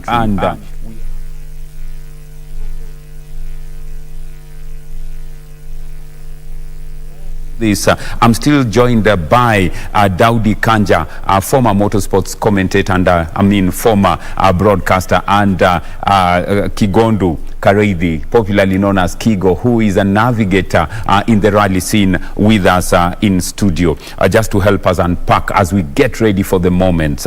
We are looking at Toyota Gazoo racing team Kigo with very big names: Sebastian Ogier of France, Elfin Evans of Great Britain, Karl Rovanperä of Finland, Hyundai coming in with Thierry Neuville, Ot Tanak, then Dani Sodo, who posted the fastest time earlier on yesterday before Sebastian took over. Then you have Ford led by Gus Greensmith, then Adrian Fomox. Locally, VW leading on Karai, and Carl Flash Tundo, Mitsubishi, Boldi Chaga. Which car manufacturer do you think will carry the day? Well, obviously the odds are for the Toyotas. Toyota and Ogier are the current world champions, and I'd like even to remind the Kenyans that this is actually a Toyota Vitz. It may be called a Yaris, but it's actually the Toyota Vitz that is the car currently to beat. The Hyundai is on paper and have actually shown even in performance that they are very quick. The problem is that they have not been reliable. If the Hyundais hold together, they're also quite a big threat. But I think the rally will be between the Toyotas and the Hyundais. Like yesterday, Hyundai getting off to a bad start. Yes, Oliver Solberg actually, I think he broke his steering column or steering arm, and that was a 5-kilometer stage. But that's it. That is rally in Kenya. That is what you expect. And as we talk about this, Daudi, very big manufacturers in the country: Toyota, Hyundai, Ford, VW, Mitsubishi. What does this rally mean for manufacturers in the country? My friend, the advertising they are in. You can imagine the publicity they're getting all over the world. Toyota Yaris, which is actually a Vitz, like Gigondo has said. The Hyundais. But you'll never know with those special stages. Even an underdog compared to Sebastian Ogier, Carl Tundo can win. You'll never know. Despite that his budget is slower compared to them. And you know, Carl Tundo has been a champion in this country, the national champion for many a times. He might come up the winner, because WRCs is not the fastness or how expensive the machine is. It's tactical driving. As we look at yes, just to add there that yesterday's I think was 5 kilometer stage. Yes, the difference between the top guys and our top guys was about half a minute. So if you're going to lose half a minute in 5 kilometers, by 300 kilometers you might be an hour behind. But let's see, like you say, it's the safari, anything can happen, but definitely the odds are for the top teams. Baldev Chaga also. Baldy, very big names from a Kenyan point of view. But now let's look at Sebastian Ogier. He is currently leading the standings with 106 points, followed by Elfin Evans at 95, Thierry Neuville at 77, Ot Tanak at 49 points, then Takamoto or Katsuta coming in at the fifth position with 48 points. But just to give you a picture, we have 12 countries in the World Rally Championship circuit, out of which Kenya is among the 12. Already 5 are done. 6 is the Safari Rally that's currently all gearing up and looking forward to in the next couple of minutes. But just to paint a picture, Sebastian Ogier won the Rally Monte Carlo, which was the first rally that came up in January. Then Rally Arctic in Finland, Ot Tanak of Hyundai took the first position. In that same rally, Sebastian Ogier finished in the 20th position. Croatia Rally, Sebastian Ogier jumped up again and took the first position. Ot Tanak in the 4th position, Elfin Evans 2nd. Very, very interesting that the first 3 rallies, Takamoto, Katsuta finished 6th in all those 3. Then came the Vodafone Rally in Portugal, where Elfin Evans took the first position, and in that rally, Ot Tanak also up there, ended up finishing 21st. Sebastian Ogier finished in the 3rd position. The latest rally before the rally, all the vehicles came to Kenya. We are talking about Rally Italia. In Rally Italia, Sebastian Ogier clinched the first position. Elfin Evans in the 2nd position. Thierry Neuville in the 3rd. Takamoto Katsuta moved to the 4th position. Then Ot Tanak came in a distant 24th. Karl Rovanperä, one of the youngest drivers in the rally, came in the 25th position. If the way they've been exchanging positions is anything to go by, it clearly shows it's a battle between man and machine. What can we expect in the Safari, knowing that it's a very, very unforgiving terrain, number one. Number two, it's very unpredictable.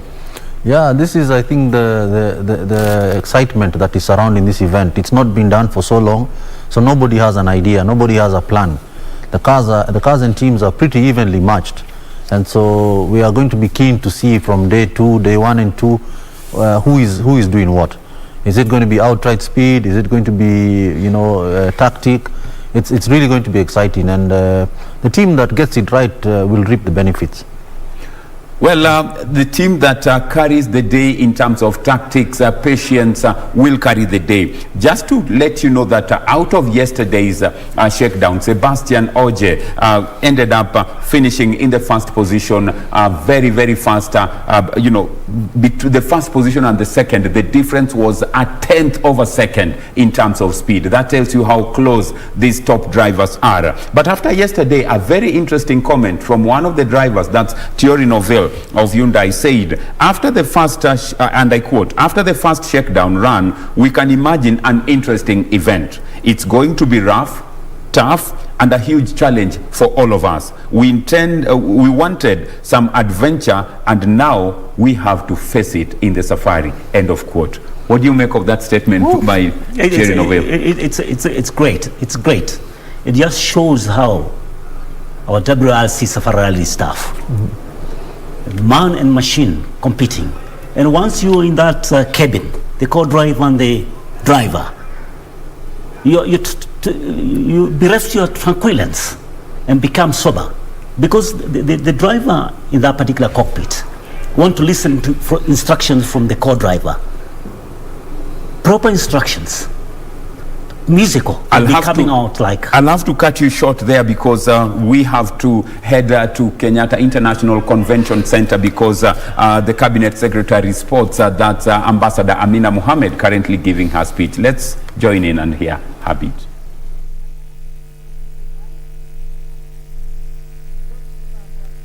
And many others whose support has enriched our public-private partnership engagements as we prepared for this event and hopefully into the future.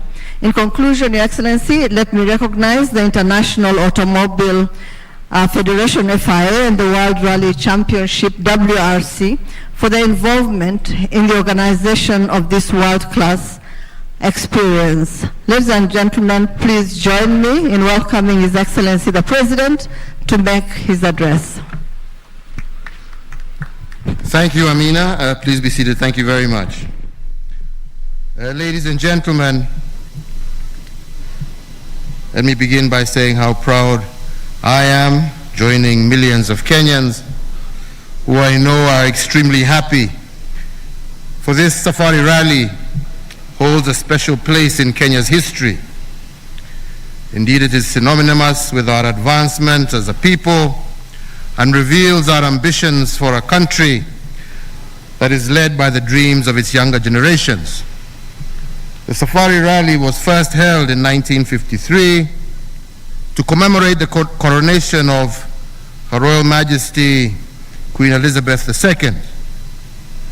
In 1973, the Safari Rally gained admission to the International Automobile Federation World Rally Championship, thereby elevating it to the international event that we are again witnessing here today.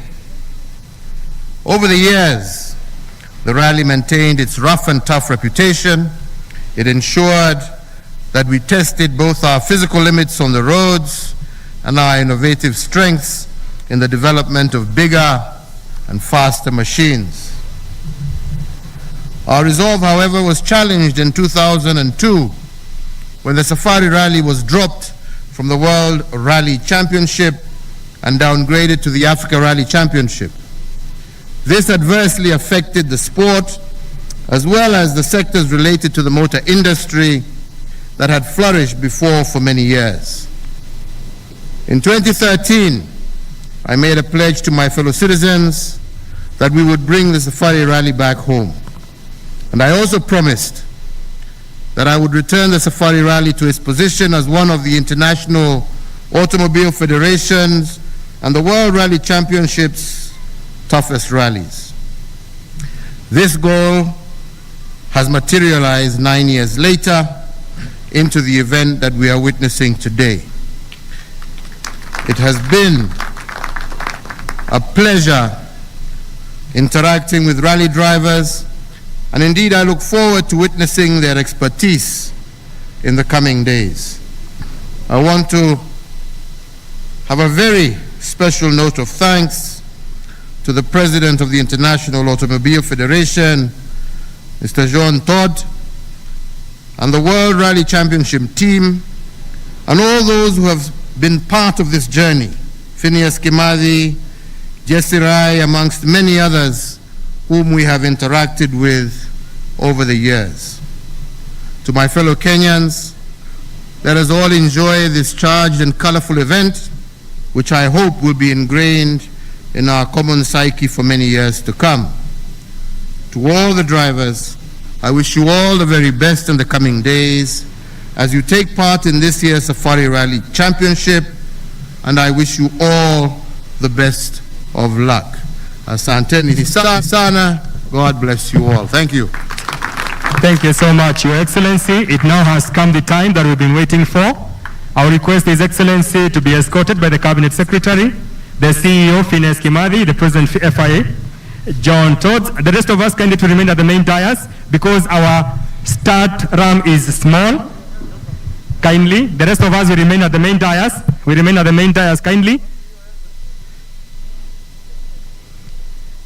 Our start ramp is not accommodative for everybody.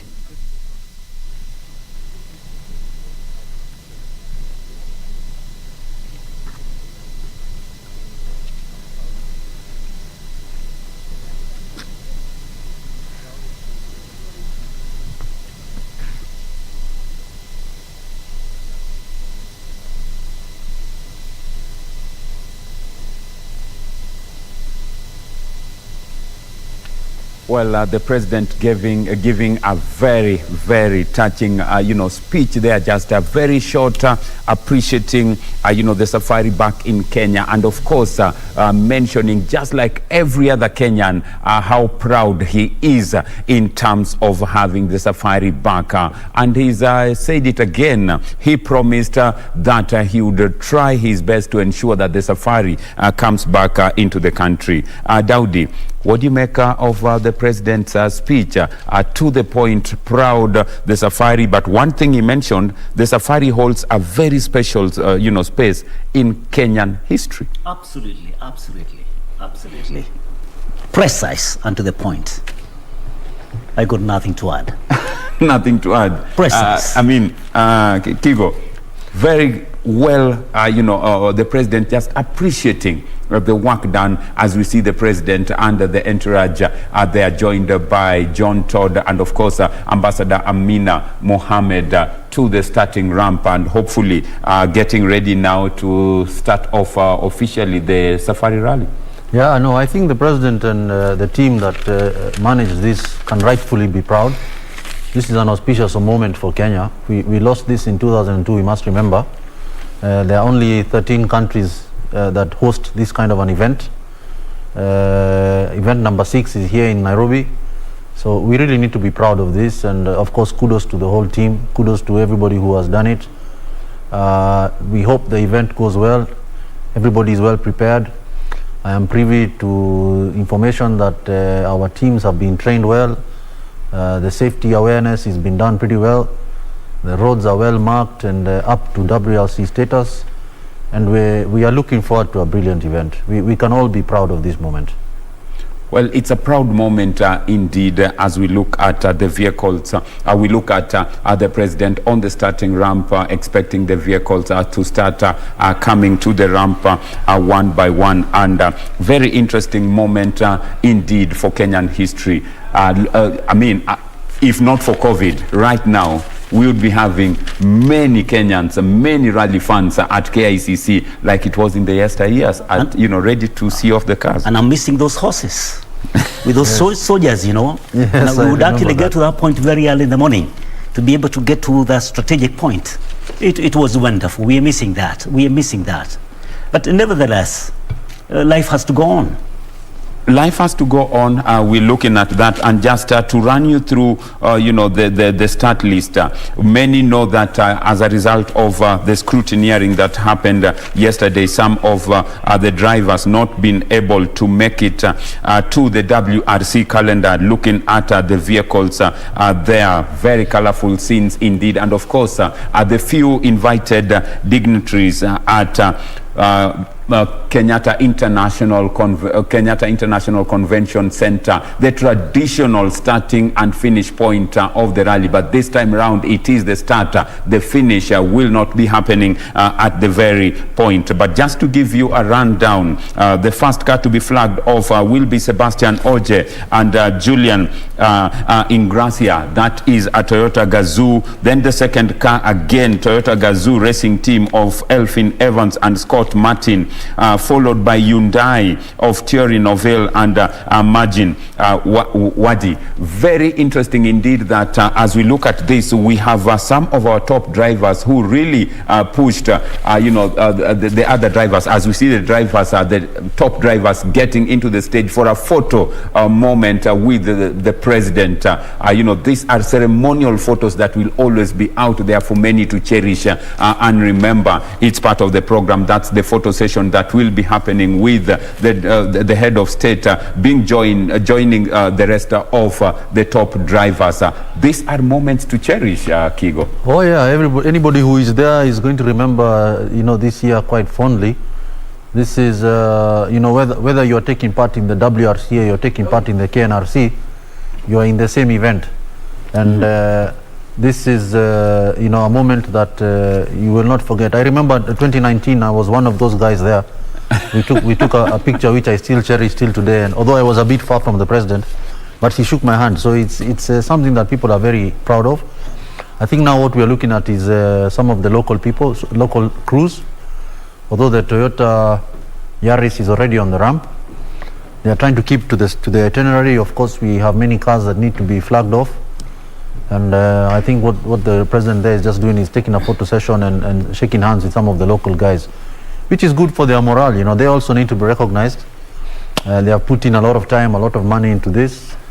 And yeah, I think there to the left I can see Eric Bengi with Tuta. And then of course the Cabras team. Yes, the Cabras team behind him. They are very distinct outfits. Yellow and black. Yeah, so I think it's a good picture. Well, good picture, of course, for for the teams, to take through. And as we look at this, I mean, it looks very good. It looks like the president is really giving them a big hand and a big sort of thumbs up. Okay, let's just join in on part of the proceedings at KICC so that we can get to know lots of selfies happening there. Over to KICC. As the drivers quickly acknowledge, there's Yasin Nasser, the Uganda champion, ladies and gentlemen, taking a selfie. He's the reigning Uganda champion.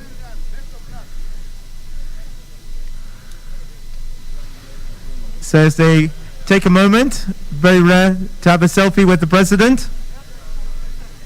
And of course with the FIA president there, Jean Todt. All right, and behind them, by the way, with the car, the 7 times world champion.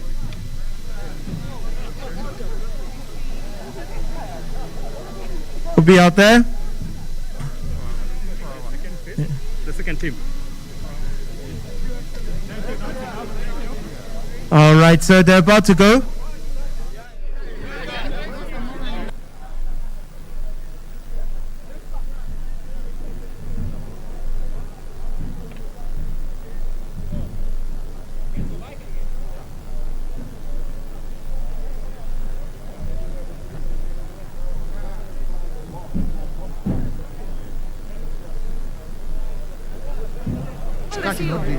All right, ladies and gentlemen, we're about to get underway with the start ceremony.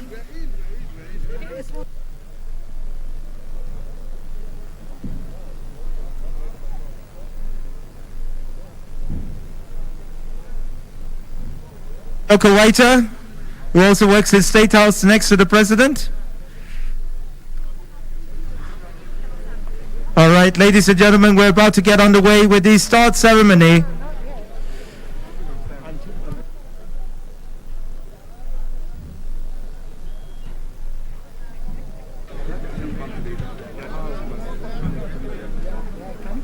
I'm here. Yeah. Can you clear them now because you're done. Yes. All right, ladies and gentlemen, if you can clear the ramp. Yeah, just clear the ramp. I'm requesting that all of us, distinguished ladies and gentlemen, we can give a step behind. Tafadhali viongozi, tutapeana hatua 3 nyuma kwa nafasi ya magari. We also give room to His Excellency the President of the main start ramp. We almost to start. Wale tuko mbele tafadhali. Gari huenda likaenda left, liende la right. If you allow me to request that if we can move behind a bit, we'll appreciate. And now we are ready to have our first. So I'll give it back to Sean to give us a sequence. Sean, kindly.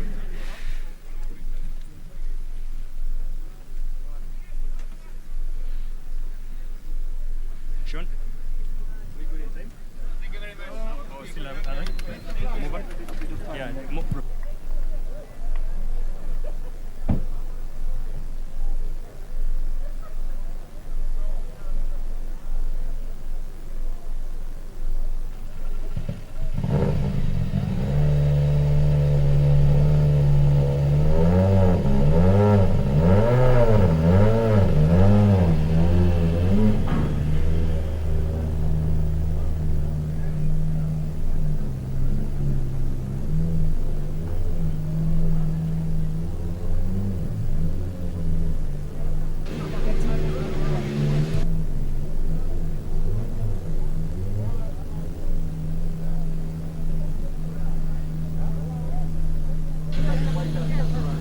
All right, ladies and gentlemen.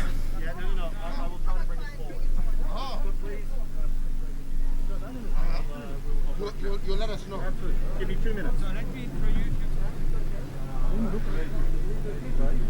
In a few moments, we will, of course, get underway with the start ceremony. We will, of course, be getting underway. So much anticipation.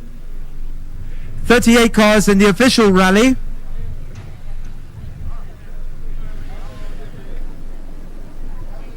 The cars initially will be released at 3-minute intervals.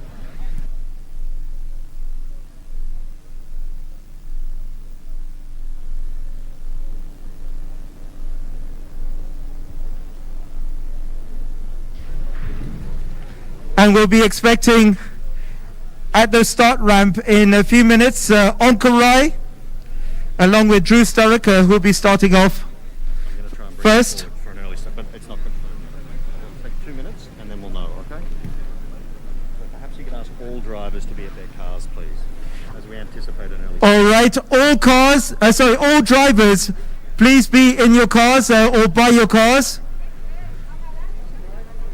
Please be by your cars, all drivers and navigators, as we get ready for the start of the 2021 WRC Safari Rally.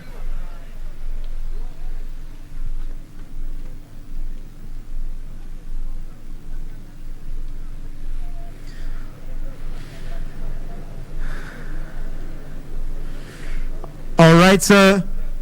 All drivers, a request, and navigators to please be by their cars. And just to let you know, first off the ramp will be the local rally driver Onkarai, along with his navigator Drew Sturrock, who will be driving a VW Polo. And they are in the P3 category.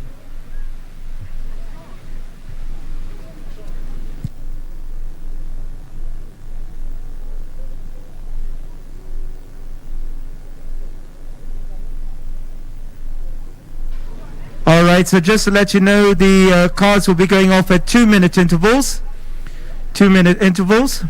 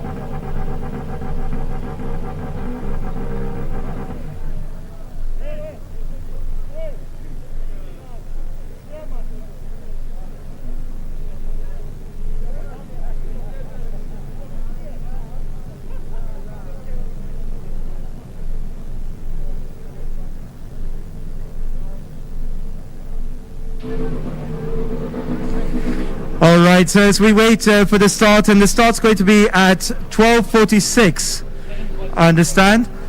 Onka, we'll just have a few words with you. This is probably the biggest rally of your life.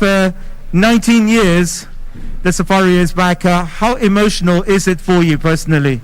Just to have the whole show back in town, it's a dream come true. I think the whole Kenya has been anticipating this for a very long time, and we're all very excited to have it back. You know this area very, very well. let's talk about the shakedown first of all. How was that for you? We'll go to the recce in just a moment, but the shakedown, how was it for you?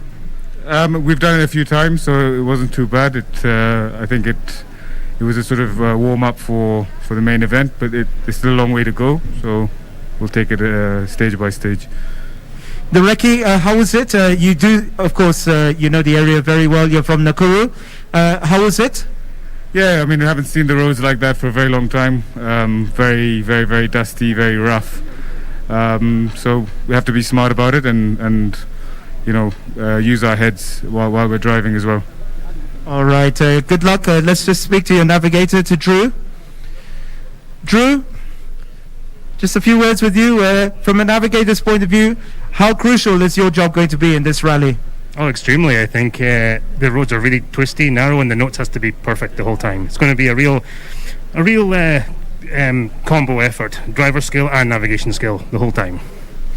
There's been a lot of talk about people wanting rain. Would you like some rain? How bad is the dust out there? No, thank you. After the Equator Rally, I'm finished with rain forever, I think. The dust will be a problem, but I think the organisers have it in hand, eh? Speaking of conditions, we've been hearing from the WRC drivers how rutted it is, how rough it is. You know, is it that bad out there? We'll see. I mean, the conditions yesterday, the road was breaking up a little bit, but after the first run, we'll see for real what it's going to hold up. All right, thank you so much. All right, so that's Onka Rai, Drew Sturrock. They'll be getting off first off the ramp, by the way. We'll try and see if we can get a few words with Flash. He's in the car. As we wait, Flash, if you can just come out for a little bit. Bit of gymnastics to get out of the car. Sorry, if you could just come up here a little bit.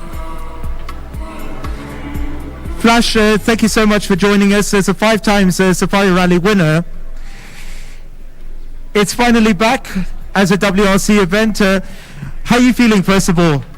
Super excited. This is a fantastic achievement for Kenya to get it back, and we're just looking forward to it. It's amazing having all these Kijanas here, and they're very young, so I'm feeling the oldest in the pack, apart from Zasada. And Oliver. And Oliver is young, though. How was the shakedown for you yesterday? Yeah, we took it very easy. We did only one loop. Didn't want to break the car. Had to drive it all the way to Nairobi to here. So it was fine. It was good fun.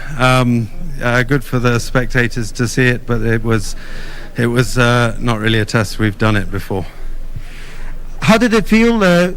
You're sitting there amongst all the WRC drivers, the cream of the world. Did you have butterflies in your stomach yesterday? No, not at all. As I said, it was a spectator. I've got more butterflies now being in front of everyone here, but it's a great, amazing feeling being amongst the world's best. They are phenomenal. Those cars are phenomenal. But yeah, this is Kenya. We'll see what happens. Quick word about the impact of the Safari Rally. We've seen so many corporates come in. From your point of view, Safaricom has come in, given you the sponsorship. For you, how does it feel? Can we see the spillover into the national championship?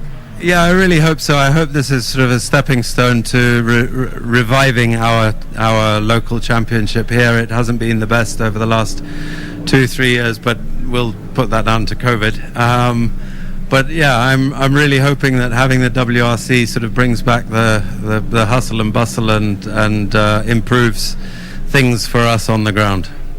Now, it's a catch-22 situation. You guys know the area extremely well. You know, it's your backyard, literally. But then, relatively underpowered, these cars compared to the WRC. From your point of view, where would you be happy with in terms of finish? In front of Onka. That's about it, really. Top Kenyan, top R5. There's no way we're competing against the world champs and the 10 of them up there. But yeah, top Kenyan, top African, top R5. Quick word about your car. We see a lot of thought has gone in. There is the snorkel there. Can you tell us your decision? Yeah, it's just messing with everyone's heads. No, I do believe we don't know. We've seen how badly Kadong and a few of the sections get cut up. It's a precaution rather than anything, but we'll see if it works or not. It doesn't sap any power or anything, so it's we'll see. We'll see if it helps. All right, thank you very much. Taking part on behalf of Minty Motorsport, Carl Flash Tundo, and of course Tim Jessup, his longtime navigator, is here. Tim, from a navigator's point of view, you guys know the area well, but how bad is it out there with these, much bigger power WRC cars? Are they really churning up the soil? Yeah, they've certainly got a lot more power, so they're actually digging big ruts. Probably the worst I've seen it, but yeah, it's safari. Deal with it, tackle it when you get there, and we'll see. When you're putting the notes together, anything different? We saw, of course, conditions will probably, the weather might be a factor as well. We can see, as of today now, the clouds are starting to build up as well. What did you learn from the Equator Rally that you'll take into the Safari Rally? Well, we're hoping that it does rain, like it did in the Equator, because everybody's written dry notes. And we seem to tackle the wet weather better, like we did in the ARC. So we're hoping for that. And if failing rain, and then we tackle the dust. The impact of the Safari Rally, we've seen Naivasha sold out, Elementaita sold out. How big is it for you personally? I mean, it's great. I mean, for Kenya and the economy and the hotels in Naivasha who have suffered, and in Nairobi, it's great to see them fully booked and people enjoying our sort of our hotels and the lake. It's really good for the country. All right, thank you so much. The best of luck as we await the start of the 2021 WRC Safari Rally. Let's see if we can get one more driver, if we can. Tej, if we can have a quick word with you. Gareth, if we can have a quick word.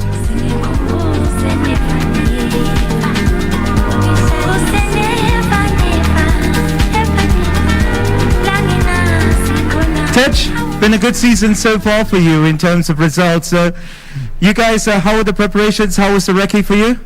Yeah, although we did the rally about 6 weeks ago, but a couple of stages are new stages.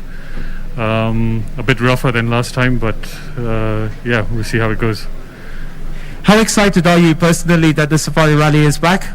No, very excited. I think this is what the sport needed. It's great to see also a lot of the corporates coming in, and obviously all the professionals and the world champions here. All right, Gareth, good to see you. Butterflies, how does it feel being in a WRC event? Sean, it's absolutely fantastic. I mean, this is a dream come true. It is essentially your home area in terms of Elementaita, Naivasha out there. You could say you know the area, but how bad is it out there? And in terms of putting the notes together, how difficult was it during the recce? The stages have changed a lot from 6 weeks ago. I mean, that rain damaged quite a bit of the stages, but it was tricky. It's going to be quick and going to have lots of fun. Two different competitions, really. You've got the international drivers, and then there's the battle amongst the local drivers. So from your point of view, what would you be happy with, you personally? As far up as we can get. I mean, that'll be great. We're not going to be competing against the WRC drivers. I mean, they're professionals. We'll give Onker a good run, I hope. Tej, normally you're a very clean driver in terms of you're also producing the results as well. From your point of view, apart from a finish, how far up would you like to finish? No, I think an event like this, you just got to take it stage by stage. You know where you can push, you know where you got to be a bit more cautious. It's a bit of a mind game, and just see where the results take you day by day. Just finally, we're seeing so many corporates come in for you guys. You've got Brand Kenya on your car as well. How important is that as a Kenyan? Yeah, I mean, it's special. We're on the world stage. We've got maybe over 1 billion viewers watching it. It's unfortunate we're in these COVID times and people can't see, but come and watch it. But through the WRC channel, we've got our magical Kenya on display. All right. Right, okay, thank you so much. As we get ready for the start of the Safari Rally, I'll now hand over to Mike.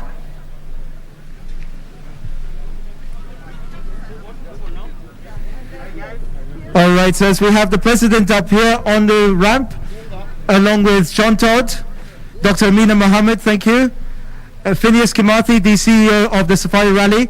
We will start off by having the national anthem of the Republic of Kenya. Well done. Best of luck.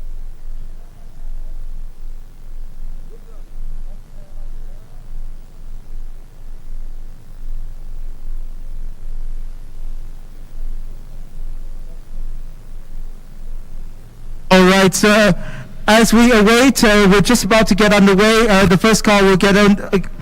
Will start at 12:46 p.m. That is the start of the first car. Ladies and gentlemen, welcome to the 2021 WRC Safari Rally. And on the ramp we have from Kenya, Onkarai and Drew Sturrock. And they will be driving in the P3 category, that's priority 3 category. They're driving a VW Polo GTI and part of the all-conquering Menengai team.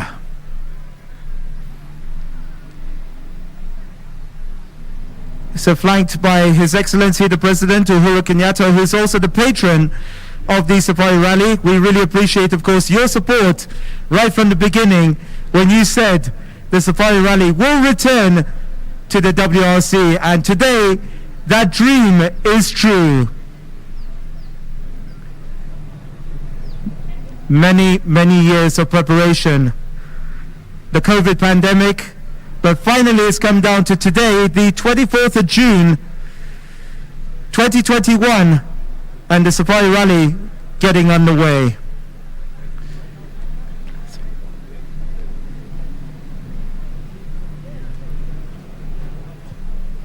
Two minutes.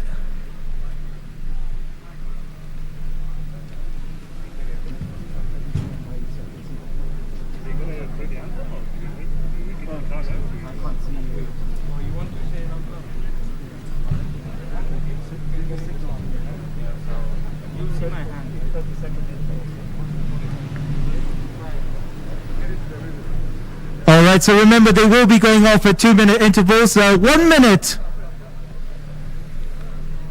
All right, so 1 minute before they get underway.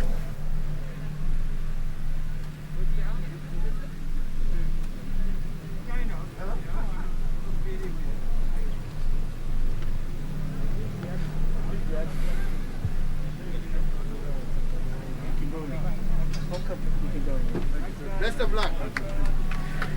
All right, so just about to get underway, Onkarai and Drew Sturrock.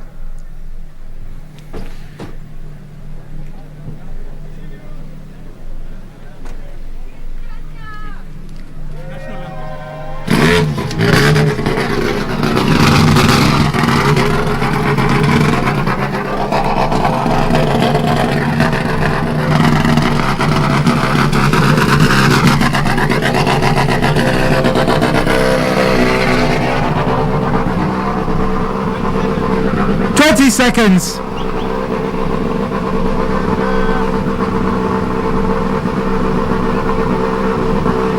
10 seconds. 5, 4, 3, 2, 1. And they're off, ladies and gentlemen. Onkarai and Drew Sturrock as the 2021 WRC Safari Rally finally gets underway.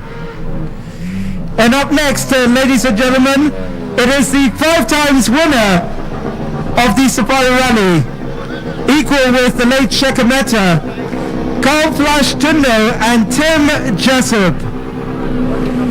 So as Flash and Tim come out, one of the longest running partnerships in Kenyan motorsport. From Nakuru, Flash Tundo and Tim Jessup. And they're in the car that they won the Equator Rally in very convincingly, sponsored by Minty Motorsport and also Safaricom.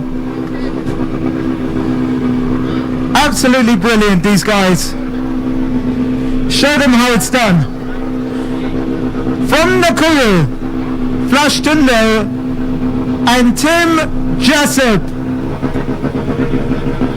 Best of luck, guys. 1 minute.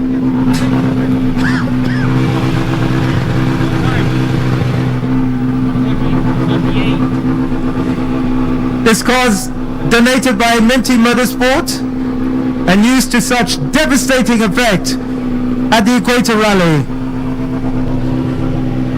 Alright, go for it, guys. 30 seconds. The 5 times winner of the Safari Rally, equal with the late Shekhar Mehta.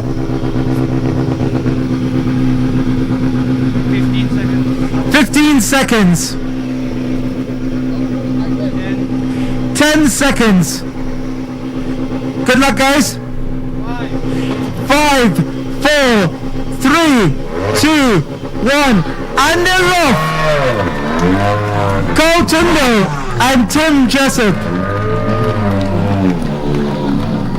And up next from Poland, it is Sobislaw Zasada and Tomasz Boryslawski. Welcome to Africa from Poland. And they're competing in the priority 3. Alright. Hopefully the handbrake is on. From Poland, welcome to Kenya. Good luck, guys. Alright, 2 minutes.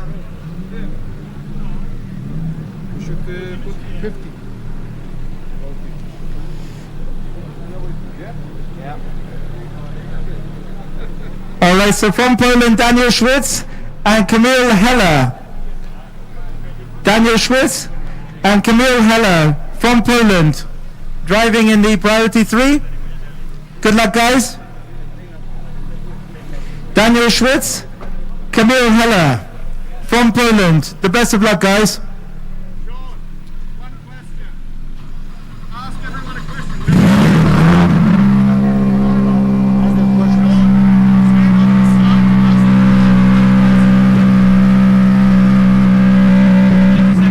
30 seconds.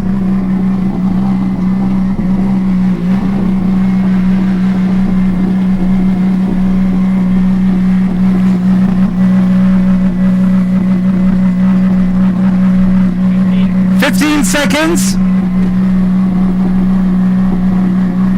10 seconds. 5, 4, 3, 2, 1, and they're off. Daniel Schwitz and Kamil Heller. Also from Poland, Sobislaw Zasada and Tomasz Boryslawski. Hi, Thomas.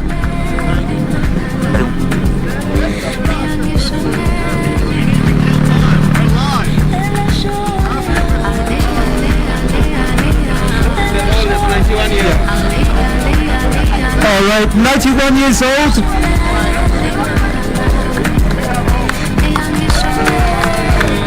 As he comes out.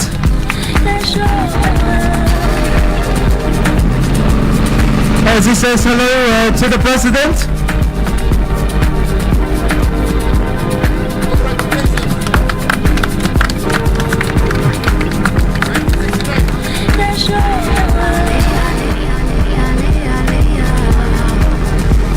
So having a few words with the president there. He's 91 years old.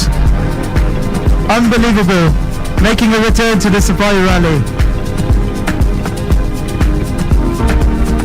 By the way, a quick fact about Jean Todt, the FIA president. He took part in the Safari in 1973, believe it or not.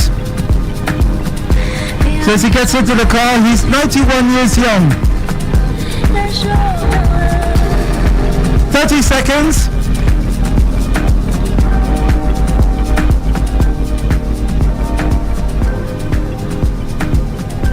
20 seconds.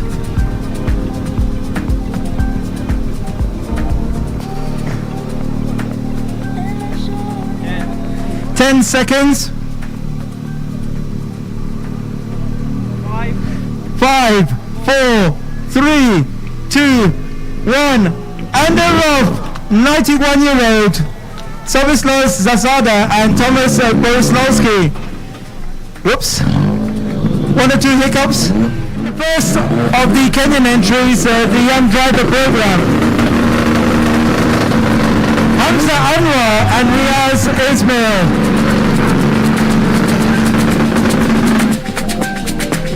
Alright, so as they come out to greet the President, part of the Young Driver Program, Hamza and Riaz. Well done. So this car donated by the government, and it's part of the Young Driver Program. So Hamza Anwar, the son of the legend Asad Anwar, and Riaz. Hamza, just a quick one. How was the recce for you, and what are you expecting from the safari? Yeah, it was good. It's our first time out in this car. So yeah, we just want to keep it consistent, and we won't let Mr. President down. We're going to try our best and push our hardest. All right, congratulations. Only 22 years old, by the way. Hamza Anwar, along with his navigator Riaz Ismail.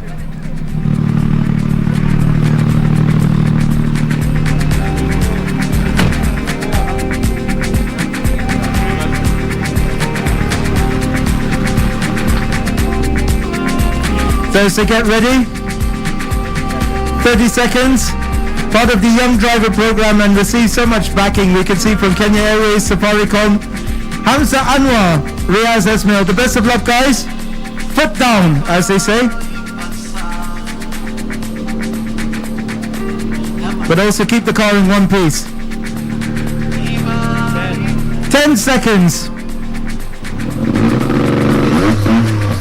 5, 4, 3, 2, 1, and they're off.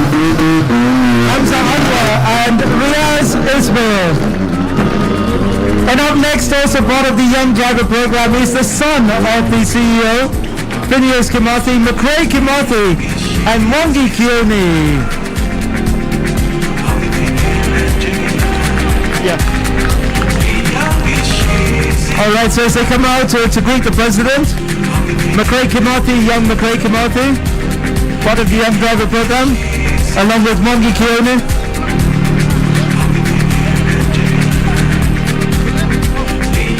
All right, so they stand next to the President, and of course Sean Todd and Phineas Kimathi, McRae Kimathi and Mwangi Kioni.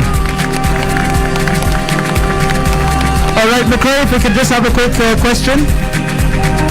McRae, how does it feel, the WRC stage? You're actually driving in the WRC. It feels amazing for me to drive in the WRC. I just want to thank His Excellency, the President, for bringing it back, and all the organizing committee, Mr. John Todd. And hopefully now I can become one of the WRC stars now. Good stuff. Part of the future. All right, so congratulations as you get ready. You can go into the car now. Part of the Young Driver Program, and receiving this car with the government donation as well. So congratulations, McRae Kimathi and Mwangi Kioni. So just approaching 20 seconds. 20 seconds.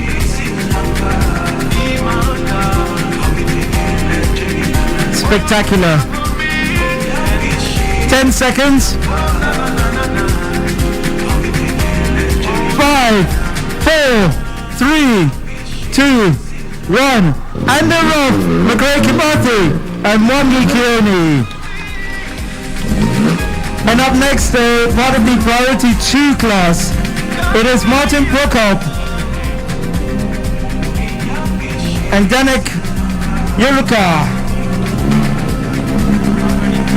Alright, so as they come here, part of the P2 category. And well done, guys. So many withdrawals in this class.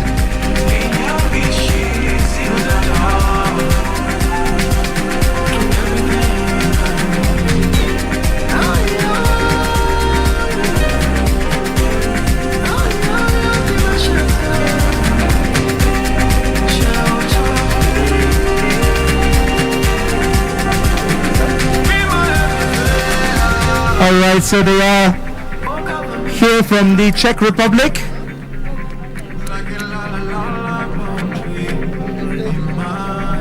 Yeah. Sir Martin Prokop, who I understand also takes part in the Dakar Rally. Brilliant all-round driver. And he was quite spectacular yesterday. All right, so if we can just have a quick word. We know you, of course, for the Dakar Rally as well. How does it feel rallying in Africa? Have you rallied in Africa before? No, I did just some racing in Morocco with cross-country racing, but this is first time with the WRC car on this type of stages, but it looks nice. I'm really happy to be here. It was always my dream to race in a safari rally, so happy to be here. All right, congratulations. Enjoy the rally, and you can go in now. All right, so as they get ready to leave, 5 seconds. They'll have to be quick. 3, 2, 1, and they're off. Martin Prokop, along with Zdeněk Jurka from the Czech Republic. He's a brilliant driver. I've seen him in the Dakar so many times. And up next from Italy, Lorenzo Bertelli and Simone Scatolin.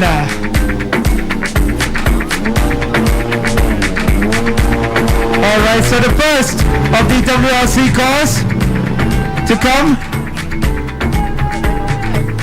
And great to see you guys competing in the WRC class and also racing in Africa for the first time, all the way from Italy. So as they greet the president.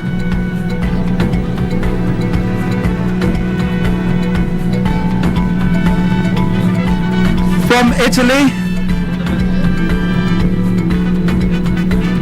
Simone Scatolin and also Lorenzo Bertelli.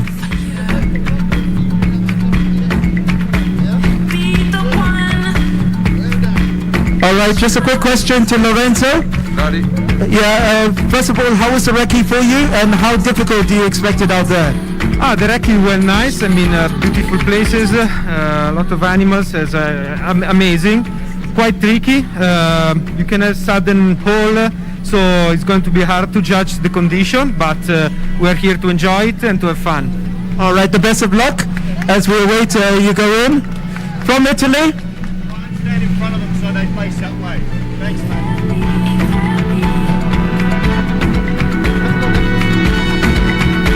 All right, so from Italy, about to get underway.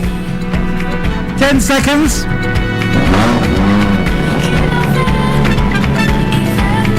5, 4, 3, 2, 1. From Italy, Lorenzo Bertelli and Simone Scatolin. Ninth on the ramp. From France, Adrien Fourmeau and Renaud Jamou. Driving for M Sport Ford.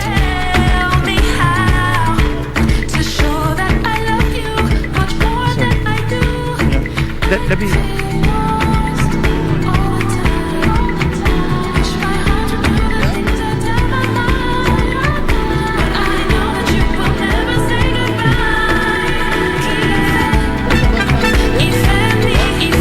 Alright, so racing for the first time and of course their first season in the WRC. Adrian, we spoke this morning, a lot expected of you and the Ford M Sport team. Are you looking forward to it? Just tell us a little bit about the route. Yeah, just as I said this morning, I'm really happy to be here. It's a really nice country and the rally is beautiful, so I expect a big challenge for this rally, and I know the pace will be difficult to find in the rough place, but we'll do our best.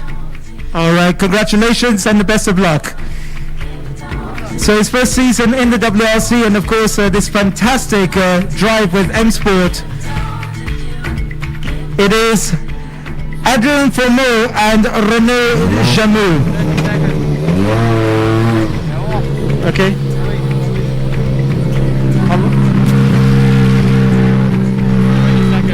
20 seconds.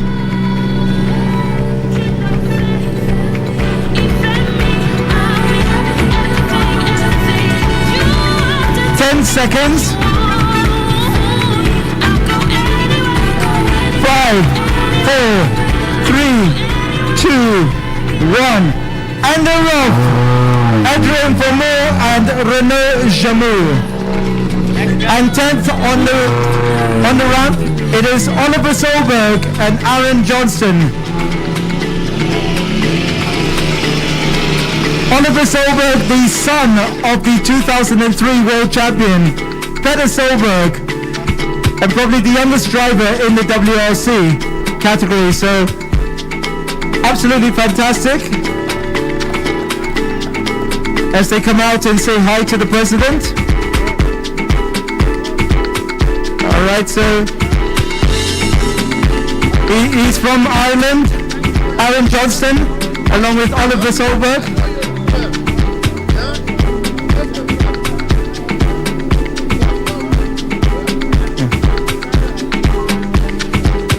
So the son of the 2003 world champion, Peter Solberg. Oliver, just a quick question. Of course, you've had the recce. Realistically, what are you expecting? I guess it's about experience. Yeah, you know, this rally is not about performance really. I think good performance here is to finish, and then in the end, if you finish, you'll have a good result, I think. So it's all about survival, definitely. All right, the best of luck. I'm sure you've had a lot of advice from your father, Peter Solberg, the 2003 world champion. The best of luck, huh? And Aaron Johnston, 30 seconds.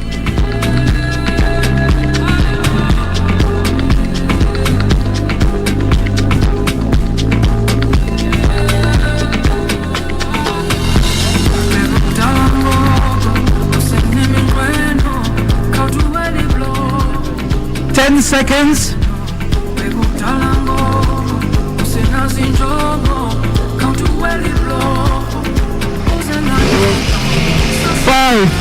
4, 3, 2, 1. And they're off. Oliver Solberg and Aaron Johnston. Ladies and gentlemen, we'd like to say a special thank you to His Excellency the President, Uhuru Kenyatta. He's really enjoying flagging off along with Jean Todt. 11th off the ramp from Japan, Takamoto Katsuta and Daniel Barrett from the UK.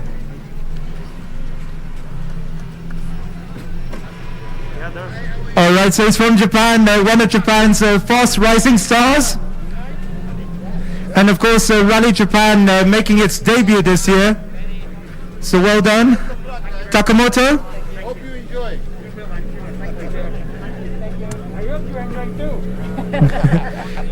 Takamoto, just a quick one. From your point of view, the recce, how is it for you and how rough is it, considering this is your first time rallying in Africa? Yeah, this is first time ever I came in Kenya also. I'm very, I saw the stages, it's very nice stages. And I'm really looking forward to start, which is very enjoyable stages. It's rough, but still some speed and quite challenging stages. So I'm really excited for that. All right, congratulations. Enjoy the rally. And of course, rallying in Kenya for the first time amongst the many drivers in the WRC. It's so great to see them. Takamoto Katsuta and Daniel Barrett, part of the all-conquering Toyota Gazoo racing team.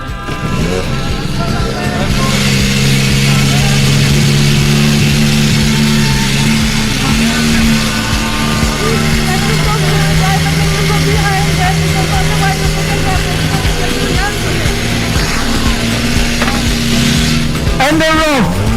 Takamoto Katsuta and Daniel Barrett.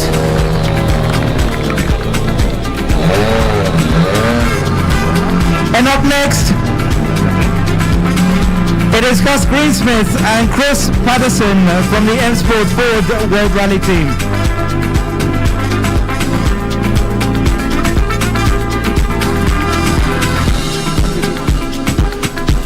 All right, so as they greet the president.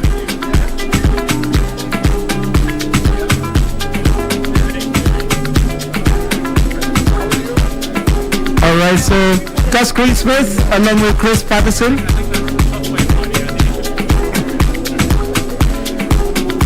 Gus, it is your first time rallying in Africa. Butterflies in the stomach, how are you feeling? Pretty calm right now. Got a nice super special to start with, and then pretty much as soon as we get going tomorrow, the real action starts. So yeah, looking forward to it. All right, the best of luck to you,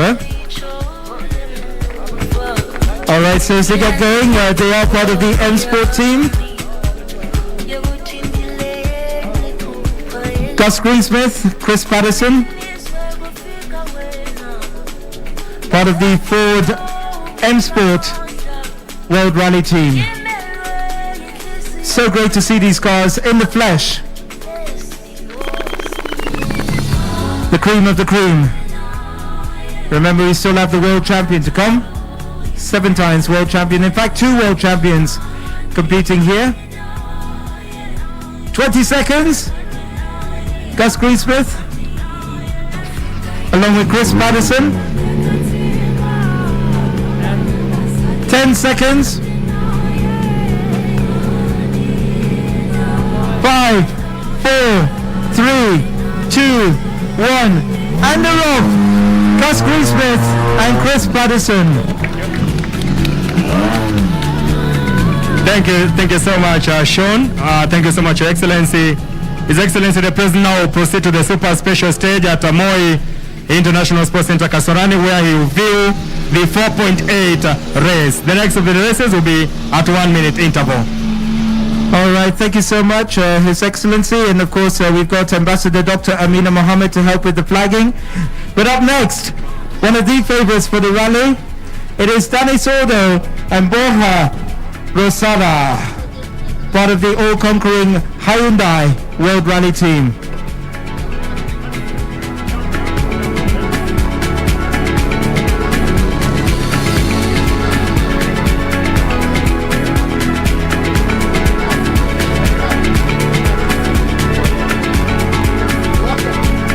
All right, Danny, before you get into the car, just a quick note, the recce, how rough is it, and what are you expecting from the rally? Yeah, it was rough, but he was fast also at the same time. He was really nice, and I really like it. It's nice. They will be challenging rally, but let's see something different. All right, the best of luck. Thank you. All right, part of the Hyundai team, the World Rally team, Danny Sordo, along with Borja Rosada.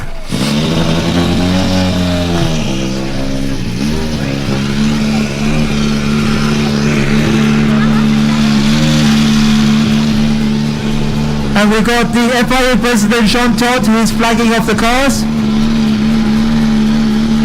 10 seconds. 10 seconds.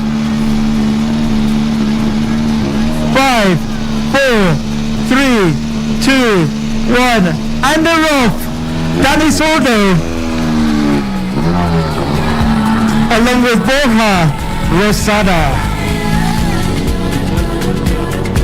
And up next, a very exciting talent from Finland. They just seem to produce so many champion rally drivers. Kalle Rovanperä, along with Sean Houtanen. All right, Kalle Rovanperä.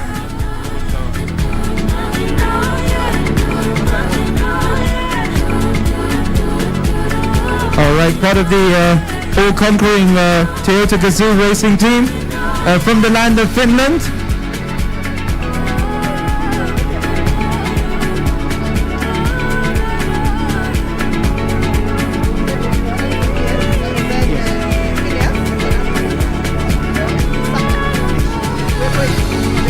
Okay, thank you. All right, Kalle, quick word. Your father, he finished second in 2002 in the last rally as a WRC event. What advice has he given you, being the son of a famous rally driver, for this rally? Yeah, I think there's quite many things different here, and he said that you have to be clever here, try to take care of the car also when being fast, so yeah, you have to think many things here. All right, the best of luck to you. –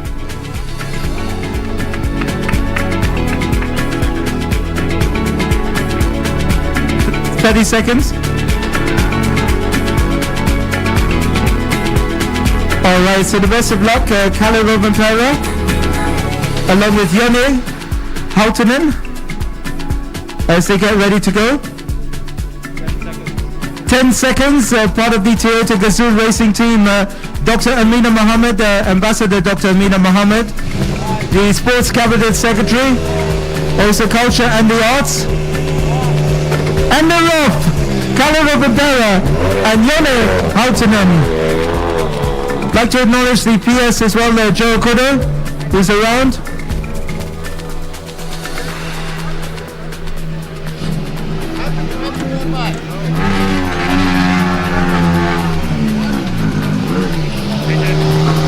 And up next is one of the favourites for this rally, and of course in the World Rally Championship, Thierry Neuville, along with Martin Videshe. All right, so get ready. I like it. You want to pass?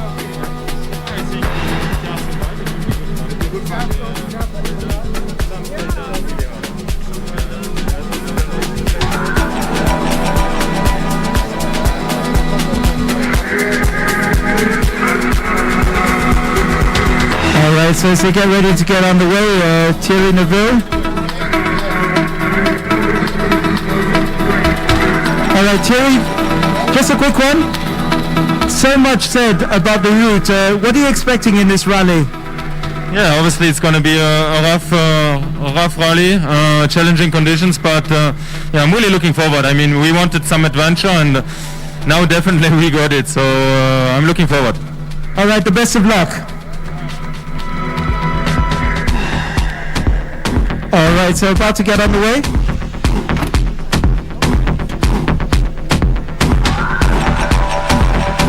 Alright, Joe, thank you so much. As always, the PS. Joe Kudo. 10 seconds.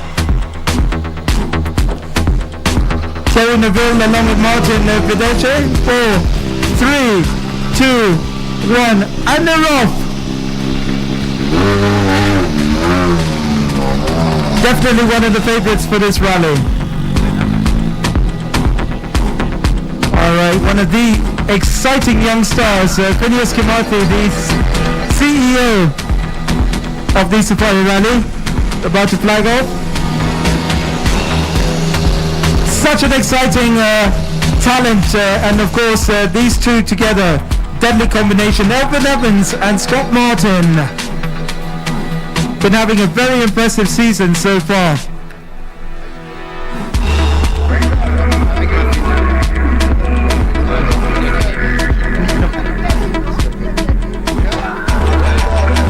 Elvin, impressive season so far, last couple of races as well. You've been very, very impressive. What are you expecting from the Safari Rally, having never rallied in Africa?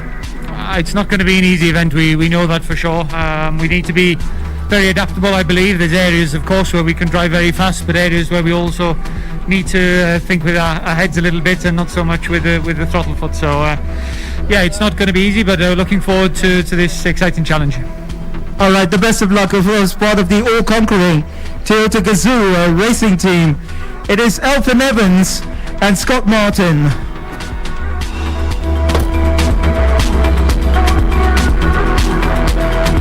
Seconds. They've been very, very impressive this season, and he seems to be a very good driver on gravel. 15 seconds. Elfyn Evans and Scott Martin.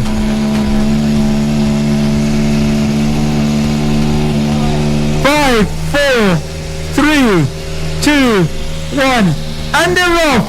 Elfyn Evans and Scott Martin.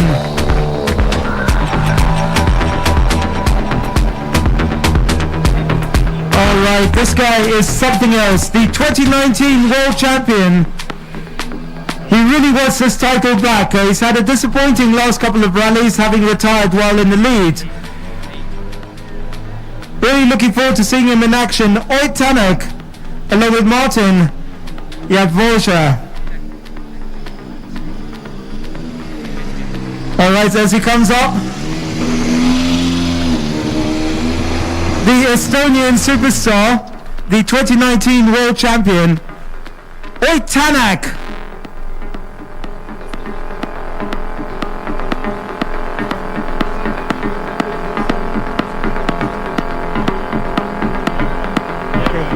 Yarvoya.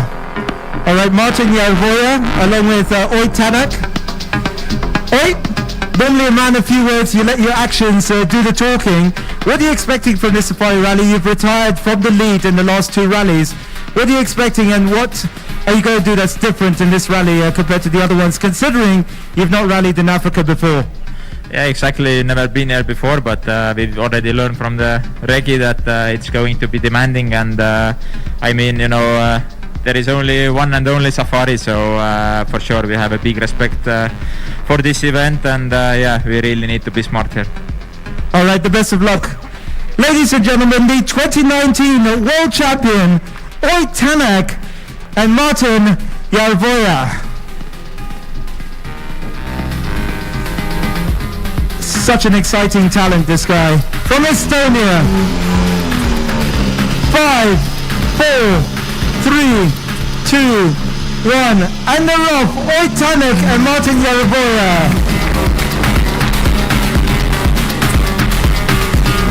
Up next, the 7 times world champion, the reigning world champion, and also the championship leader.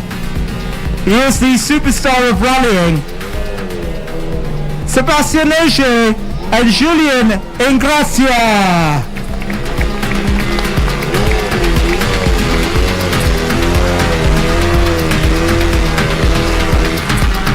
All right, Seb, Julien, so much expected in this rally. They're also the championship leader. Seb, so much expected of you. 7 times world champion, the reigning world champion, the championship leader. You've been winning this season. Can you win the Safari Rally? I'm sure it's on your bucket list. Well, you said a lot of nice statistics, but never be here. First time. It's going to be a tough weekend ahead. Of course, we want to give our best. We know we have a good car. Toyota always been very strong, so we think, yeah, it's possible. But with the road we have ahead, you know, everything is possible. So we have to stay clever. All right, the best of luck. The championship leader, the reigning world champion, 7 times world champion. Ladies and gentlemen, what a combination they are. Sebastian Ogier and Julien Ingracia.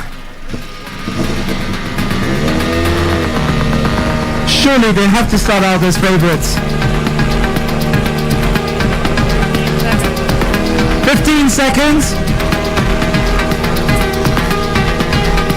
10 seconds. 5, 4, 3, 2, 1, and they're off. Sebastian Ogier and Julien Ingracia.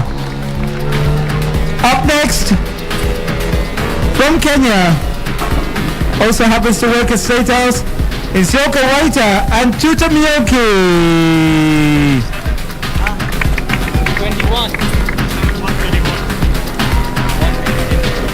1 minute intervals.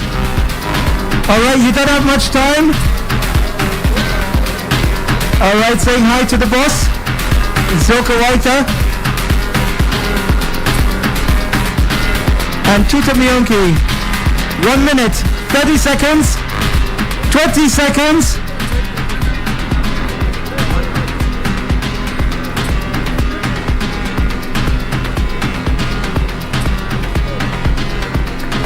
Five, 4, 3, 2, 1, and they're off.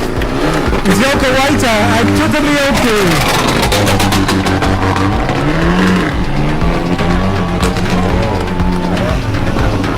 All right, on the wrap. He's had such a brilliant season. It is Tejveer Rai and Gareth Bill. Finished second in the Equator Rally. Finished second in the Nakuru Rally. What can they do in the Safari Rally? 30 seconds.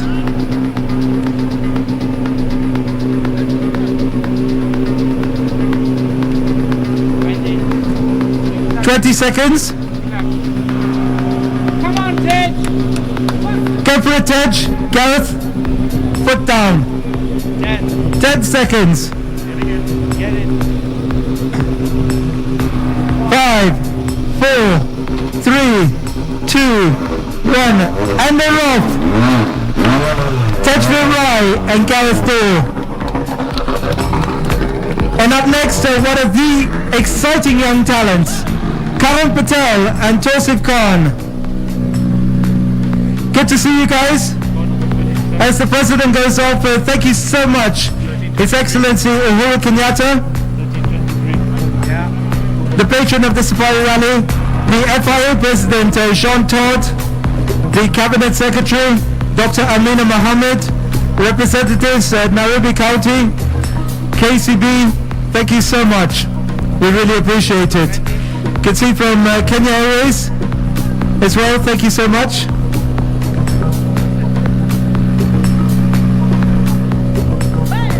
Ten seconds. Karan, Tausif, the best of luck, guys. 4, 3, 2, 1, and they're off. Karan Patel and Tausif Khan.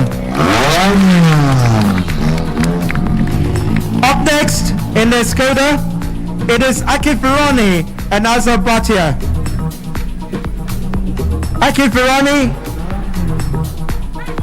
along with Azhar Bhati.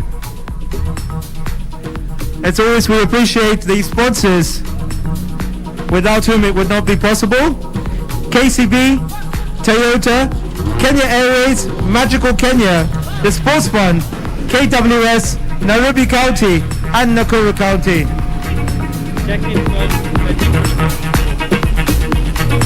Cabinet Secretary for Tourism, Najib Balala. Good to see you, sir. As always, thank you so much for your support. 10 seconds. 4, 3, 2, 1, and they're off. Akif Firani along with Azhar Bhati. And up next, they got this car now, they've upgraded. Aman Raj Rai and Gurdeep Panasar.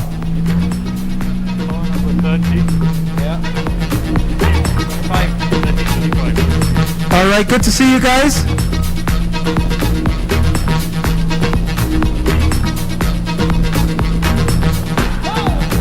Gugu, good to see you. And also Aman Raj, the best of luck, guys.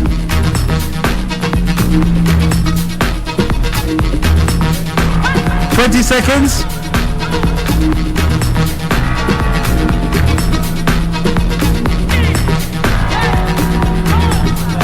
10 seconds. 5, 4, 3, 2, 1, and they're off. Aman Raj Rai and Gugu Panasar. And Najib Balala, the Cabinet Secretary for Tourism, as always, we appreciate your support. Alright, he's technically the reigning Safari Rally champion from 2019, Baldev Chaga and Ravi Soni. Good to see you guys. Baldi, just a quick word. How was Recce? Recce is nice and interesting, just how it should be for the safari. Looking forward to the adventure. Alright, the best of luck. Yeah. 20 seconds.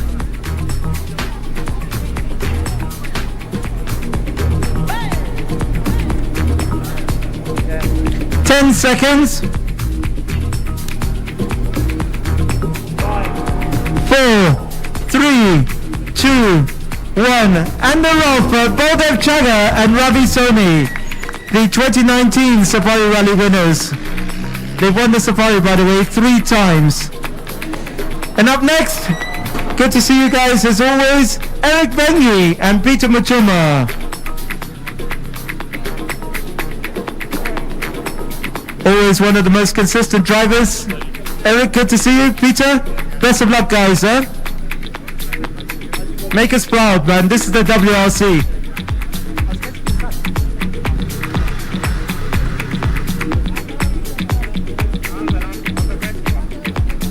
All right, the Cabinet Secretary for Tourism, Najib Balala. Good to see you, sir. And thank you for your support as always. I'm sure you're enjoying the pictures on WRC TV. 5, 4, 3, 2, 1, and they're off. Eric Bengu and Peter Matuma. And up next, good to see him, Raji Baraj and Jasneel Gatore, back in rallying. Great to see you guys. Raji, Jasneel, good to see you guys. Wazee.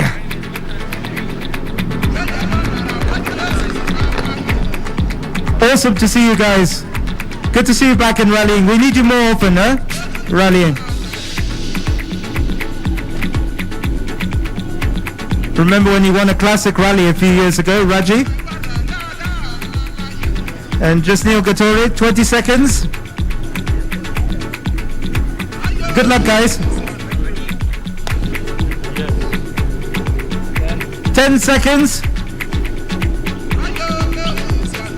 5, 4, 3, 2, 1, and they're off. Raji Baraj and Jasneel Gatore.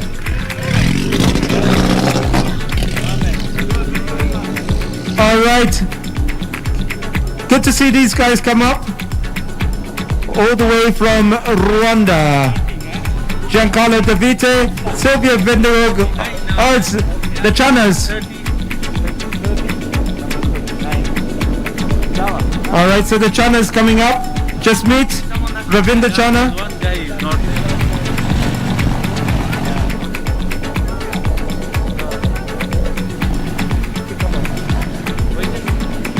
All right, the Iceman, just meet. Ravi, good to see you guys. This is the WRC. Go for it, guys. Make us proud, huh? And good to see them getting sponsorship here. KCB, as always, good to see. Jaguar Petroleum.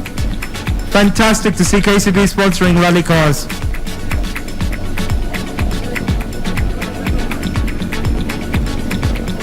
Hopefully you sponsor the MC's card.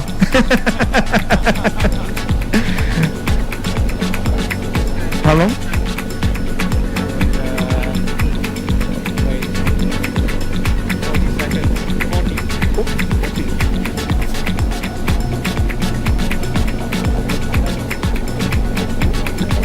$30 seconds.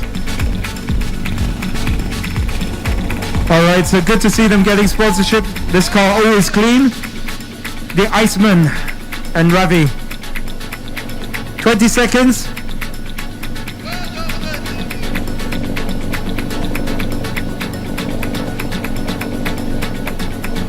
$10 seconds. 5, 4, 3, 2, 1, and they're off. The Iceman, Jasmeet Chana and Ravi Chana.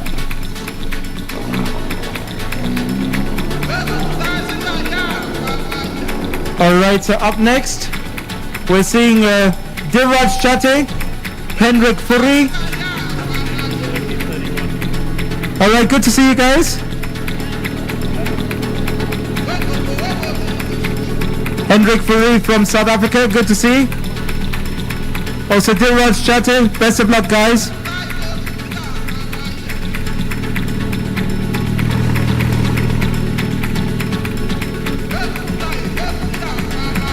$20 seconds.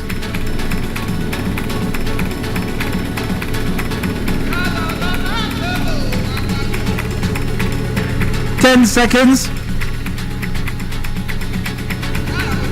5, 4, 3, 2, 1, and they're off. Diraj Chate and Hendrix Furi.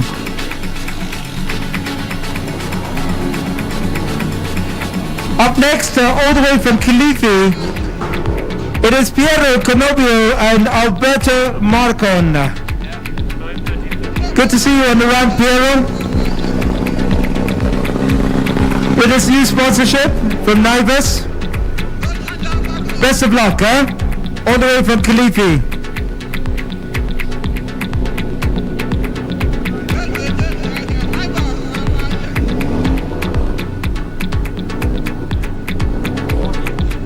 All right, 40 seconds.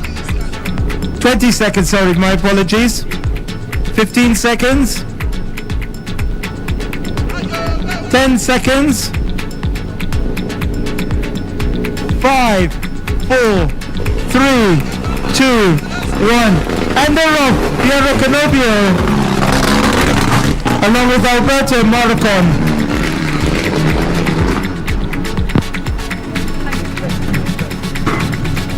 All right, up next, also from the coast, good to see you guys. Paras Pandya, Falgun Bojak, great to see you guys. It's a WRC event, man.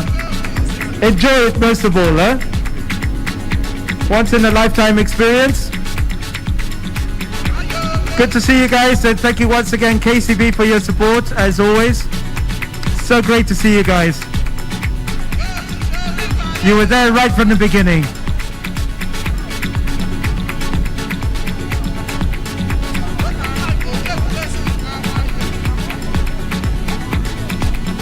Paras Pandya, Falgun Bojak. 5, 4, 3, 2, 1. They're off. The Safari Rally adventure begins for Paras Pandya and Falgun Bojak. All the way from Uganda, the Uganda champion, the reigning champion, Yassin Nasser, Ali Katumba. Good to see you guys. Best of luck, huh? This is the WRC. Enjoy it most of all, huh?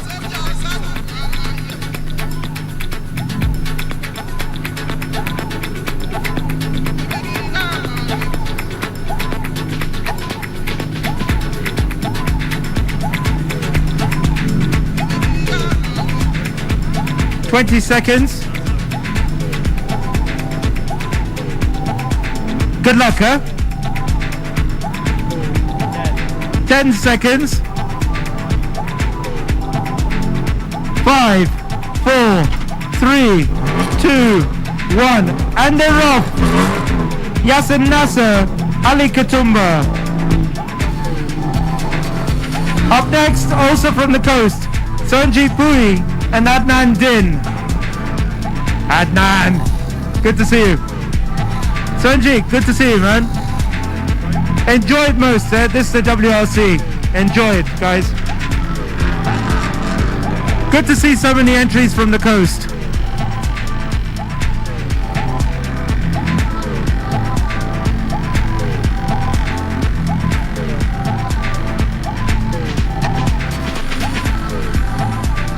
Once again, thank you very much for the sponsorship. KCB, Toyota, Kenya Airways, Magical Kenya, the Sports Fund, KWS, Nairobi County, and Nakuru County.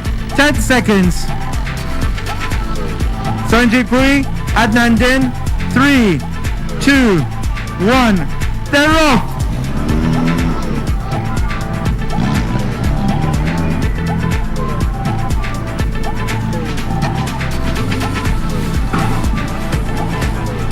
And up next, Evans KBC, along with Absalon Aswani. Good to see you guys. And the best of luck, huh? All the best.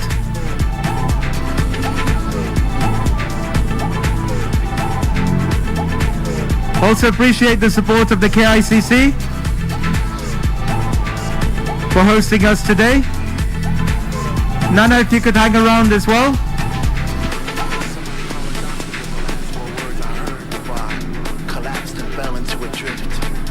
Evans Kabisi, Absalon Aswani. Good luck, guys. Enjoy it. 10 seconds. 5, 4, 3, 2, 1. They're off. Evans Kabisi, Absalon Aswani. And up next, Minesh Rathod, Zahir Shah. I know this sounds crazy, but it's true. I know what I saw and I know what I felt, but I just didn't know what to do. Minesh Rathod, Zahir Shah. Best of luck, guys. Good to see you. Enjoy the rally, guys. I thought someone must have slipped me a pill, because I felt like I was in a dream. So I looked around to see if anyone else saw what I was seeing, but their eyes were all closed, and I thought maybe I am dreaming. Maybe this music has put us in a trance so our minds can be free. So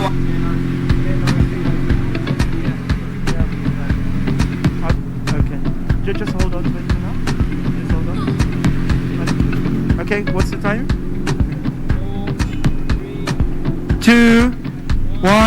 they can go.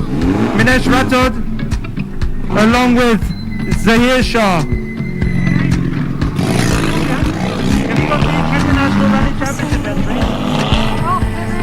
Have you got the entry? No, I haven't.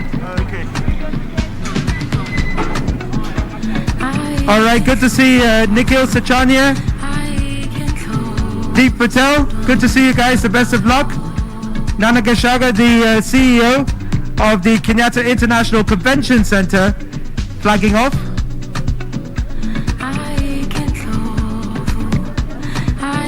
All right, getting funding from the FIA to compete in this rally. It's good to see you, Nikhil.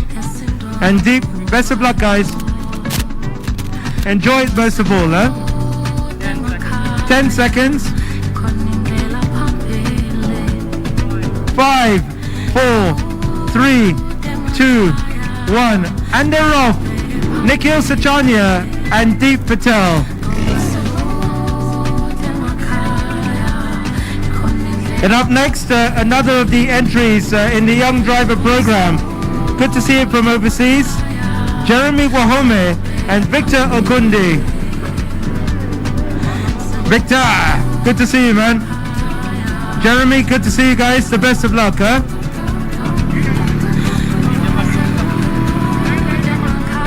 Part of the Young Driver program.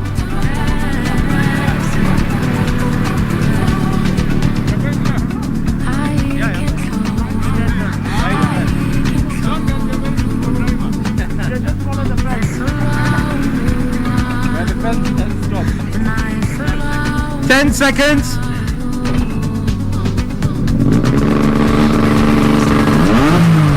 5, 2, 1, and they're off.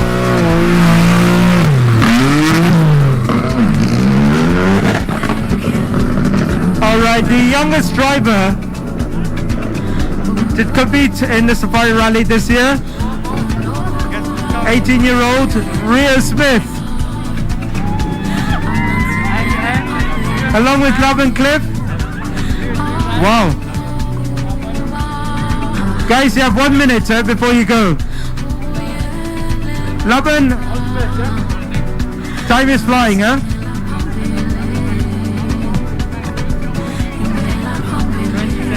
$20 seconds. Going. 10 seconds. Enjoy it. Rio Smith, Laban Cliff. 4, 3, 2, 1, and they're off. Rio Smith and Laban Cliff. All right, going on to the Kenya National Rally Championship entries. Good to see another entry from Mombasa. Yeah, microphone check.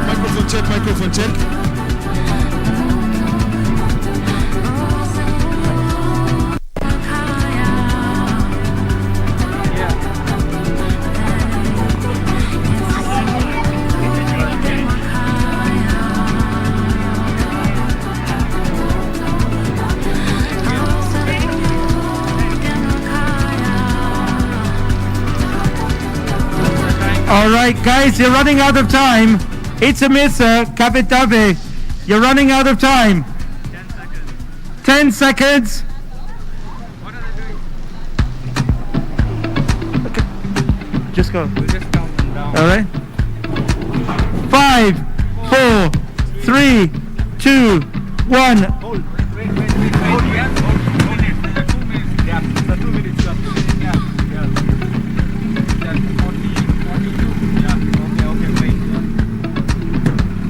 You don't know the times, eh? This one's at the end. 43. No, but it's 1 minute. Yeah, but this guy is starting at 42.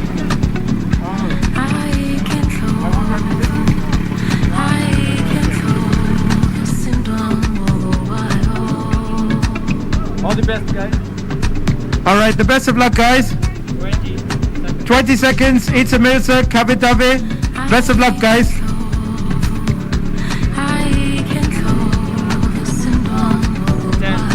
10 seconds. 5, 4, 3, 2, 1. Under Rock, It's a Milsa and Kabit Dabe.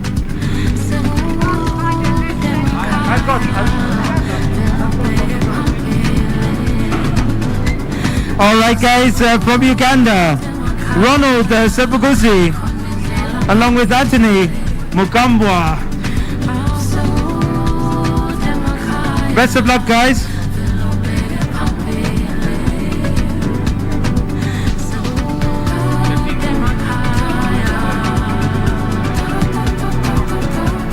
Well, there you've had it.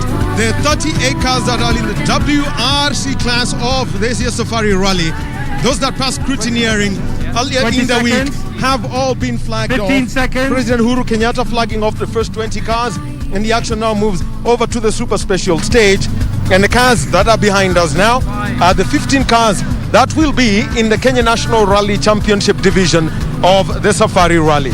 So those are the cars that are there: Stephen Mwangi, Hassan Alwi, Kefa Walubi, Hussein Malik, Darren Miranda, Adil Mughal, Rehan Shah, Osman Abdullahi, Andrew Wanyoike, and Maxine Wahome.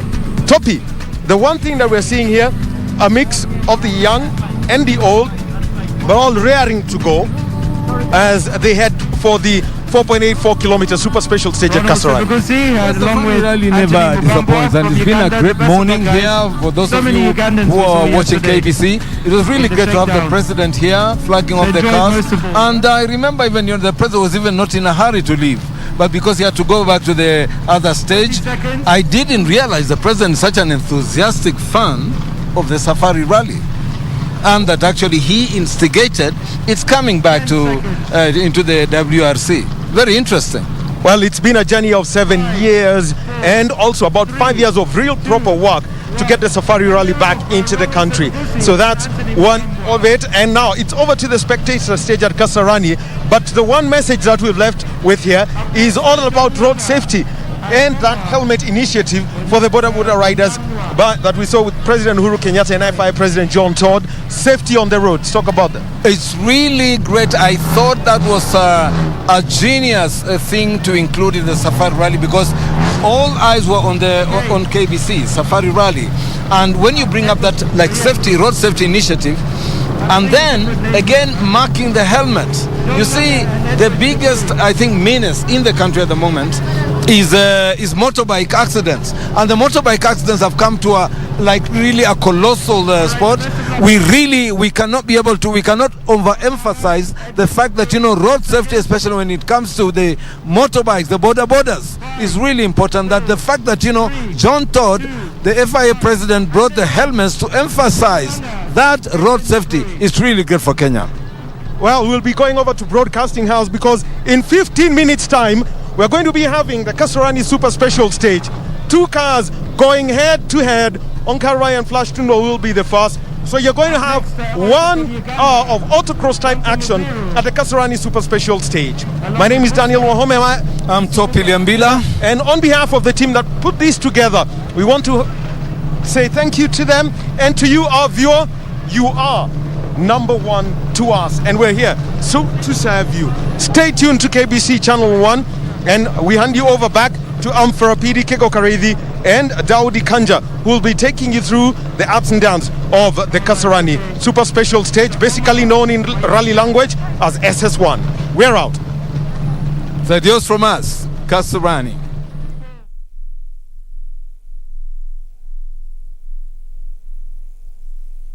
And of course, Topi Liambila at Kenyatta International Convention Center. Officially, the Safari Rally is on, and what a way to set it off. Our Kenyan boys leading the charge. Our first car off the ramp on Karai.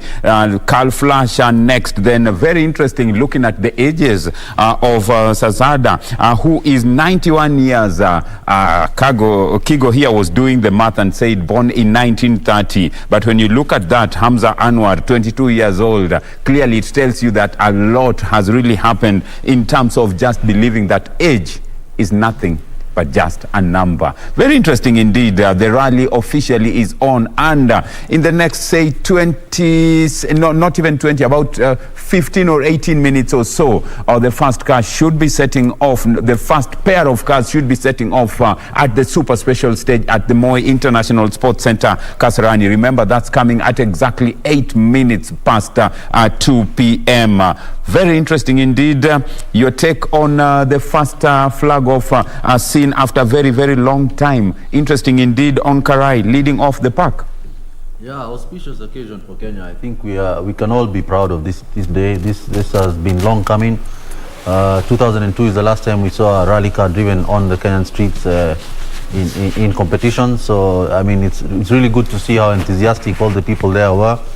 We wish everybody a good event, and let's go and support the rally drivers. Well, we have to support our very own as we do this, but also look at it that it's a global event. So may the best driver, may the best machine carry the day. I mean, Daudi, what's your take of the official flag off? It was beautiful, beautiful. Seeing the president there flag them off, and that happiness, that embodiment of happiness. It was a thrill. It was a thriller. Zazada at 91 years old? Zazada, I had always said me, I'm an old man. Zazada at 91 now, me, I'm a young man. Oh my. I know Zazada, I think I was going through his participation that 1972 was second in Safari Rally, driving a Porsche 9115. And he has competed for 8 times in the Safari. At 91 years, Kigo Kareithi. I can imagine 19. Yes, it's unbelievable. I'm quite happy. 1972, I was 1 year old. Okay. Wow. I don't want to do the math to get to know when you're born. But I mean, congratulations. Age is just but a number as we look at some of the cars still being flagged off en route to Kasarani for the super special stage.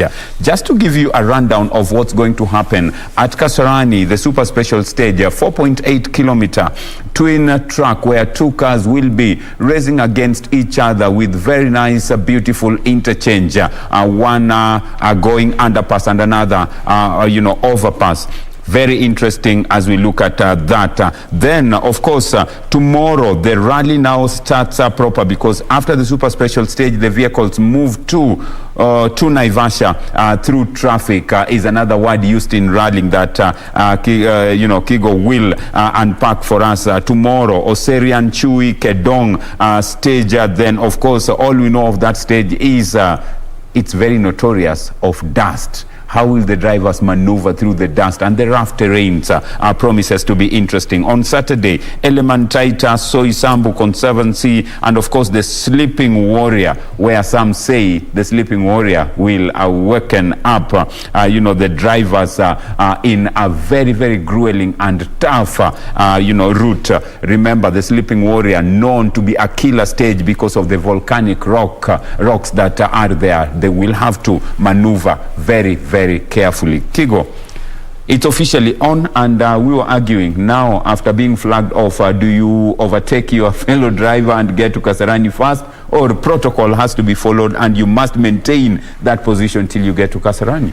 Well, every car has its own time slot. Of course, you can overtake the car in front of you, but you have to get back into your position before the next time slot. So overtaking is there, but it might not do much for you. The rest of the event is going to be pretty tough. It's like you said, the stages are in areas that are pretty rocky. It's going to require somebody to drive with their head, not all about speed. It's not all about speed, and we are seeing that some of the young drivers are benefiting into this through the Young Rally program. Very interesting to see Makre Kimathi, Hamza Anwar, seeing very young drivers at 22-year-old coming in to the rally, supported in getting cars. And Makre Kimathi and Hamza Anwar clearly said, we don't want to let the president down. Does that come with pressure for the young ones, known that at times they can get excited? Of course, they understand the kind of work the president has done to bring back this WRC into our country. And that's why they had that clearing call, saying we are not going to let the president down, which is good. They are focused. they are quite focused. Focused indeed. And as we talk about that, let me just take you through what Sebastian Ogier said after yesterday's shakedown at Naivasha. He said, this is going to be a clever man's rally, very critical for the navigators who will do the donkey work. We have to be very clever than ever before, because it is going to be easy. It's going to be easier than to do what many say. We will do our best. It's a massive challenge, and we know we have a tough weekend ahead. You've been a navigator, Kigo. Sebastian Ogier, leading the world rankings as at now, says donkey works will be left for the navigators.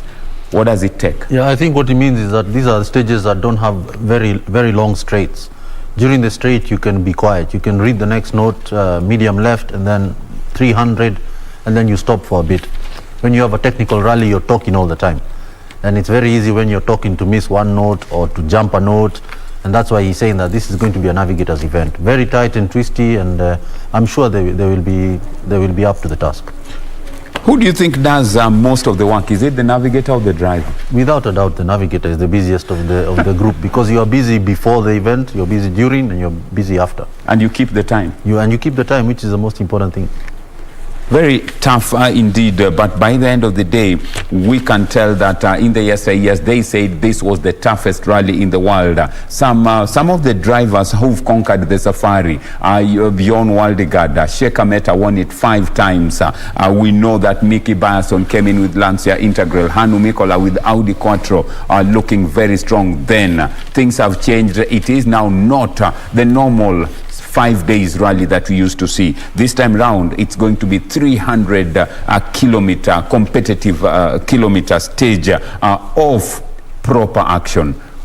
When you look at the yesteryears and you look at the machines, there is technology that has now come in, as we can clearly see that it's no longer about just driving out. You must do your calculations en route. What do you think goes into the drivers' minds and the navigators, because now it's all systems go? Well, it's all systems go, especially, of course, now, like what Kigo says, a navigator is a very important person in that particular cabin, because that is the person who pushes instruction onto the co-driver on what is going to be expected. And when you go back, the kind of cars Kina Juginda Singh who are driving, those heavy machines, Kina Sheikh Meta, Hanu Mikola, and the kind of car now we are seeing. Of course, Kigo said this machine could be a better machine compared to that Group B machine, which was a monster.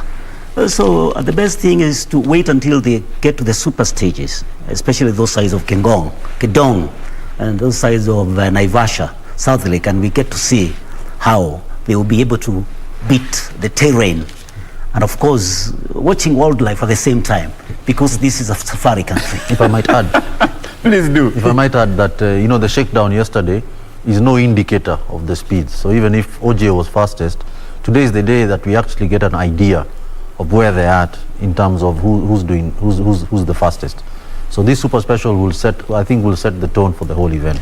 And as it does this, remember we have our ladies in this. Like mentioned, we had Orie Rogomanduli setting the pace, Michelle Monton. We've had our very own Pauline Shegu also in the rally. Did you know that, by the way, that Pauline Shegu was also a part of the rally? And this time round, we know that we have Maxine Wahome, Chantal, Lynette Ayuko. Then of course we saw Tuta Mionki and Nzioka Waita being flagged off into the rally. Do you think for the ladies the challenge is on? They want to continue where the likes of Michelle Monton left? Well, Michelle Monton are big shoes to fill, but we know our ladies are up to the task. We wish them all the best. It's a tough event coming ahead, but I'm sure what the men can do, the women can do too. And as we look at that, somebody just asked, why are you not in the rally? Oh, well, I actually had a prior engagement yesterday, and this week is a week you would have had to have dedicated for the whole event. I actually had the offer of a ride. I won't mention from who, but I had to very sadly decline. But if we do this right, Safari is back even next year, so opportunity should be there. Opportunity.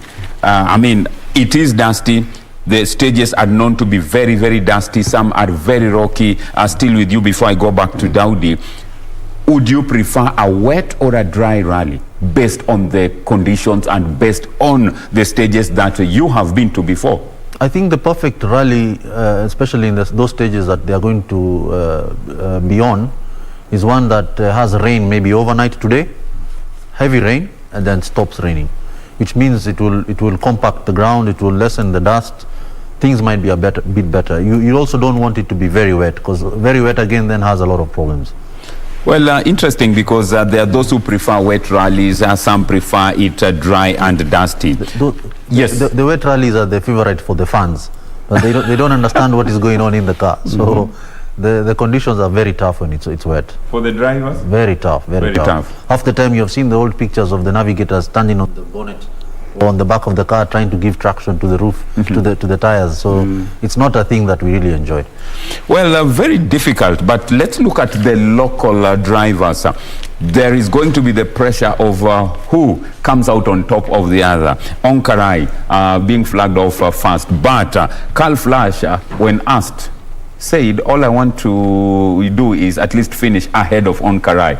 Does that bring in some local rivalry? Local rivalry, which is actually very healthy, because it's competition. And of course, in that group also there is Baldev Chaga, there is McRae, the Santu Kimathi. So it's competition. Each one of them want to finish ahead of the other, to be able now to accumulate those points in the national championship, which is quite healthy.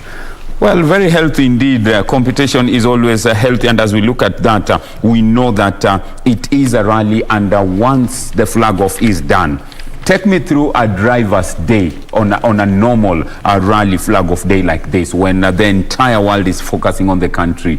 How would you plan your day, Kigo? I think you even heard Carl talking about the butterflies. The moments before the event starts are quite uncomfortable. You really want to get into the car and get things started. But generally, is sticking to your itinerary, making sure you've remembered everything. That's one of the things that really troubles me when I'm about to get into a stage. I'm always plagued by the idea that I have forgotten something critical. Usually I haven't, but yeah, it's every driver has his different things that happens. But it's once you get in the car, it's like riding a bicycle. You get back to normal, and it's okay. The waiting before is the one that is quite disturbing. I mean, for you, what are the must-haves that you must ensure you have before? In the car, we must have something to drink. We must have a big bottle of water, or sometimes with Red Bull or with something else. We must have painkillers, Panadols. We must have that in our first aid box. We must make sure we have some tools. And yeah, generally after that, just go out and enjoy yourself. Go out, enjoy yourselves is the key thing, but once it gets there, a lot of pressure comes into play. Daudi, we've seen different sets of manufacturers come to play, and we all know that a lot has been put in terms of heavy equipment, heavy machinery at the service park, and of course it's a no-go zone. There are those red zones that you cannot access.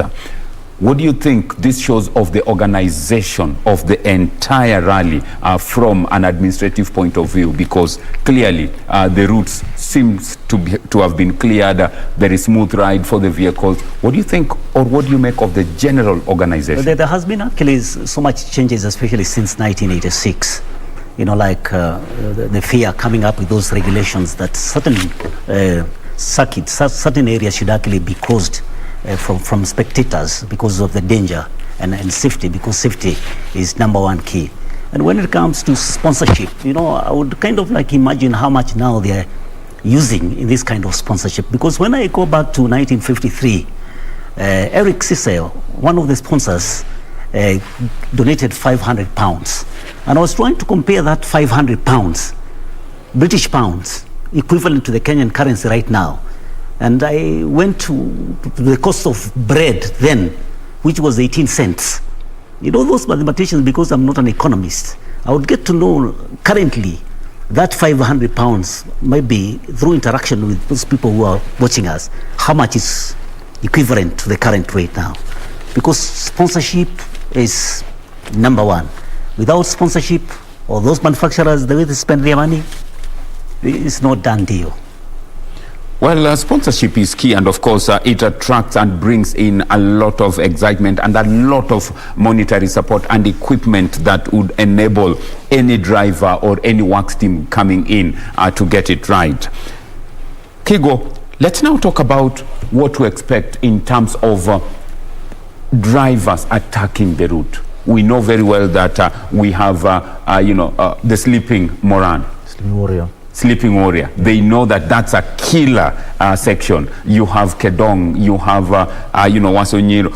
All these are very crucial stages. How do you approach that? And as a navigator, what are the pace notes that you must call out to your driver? Do you go flat out, medium right, medium left, slow?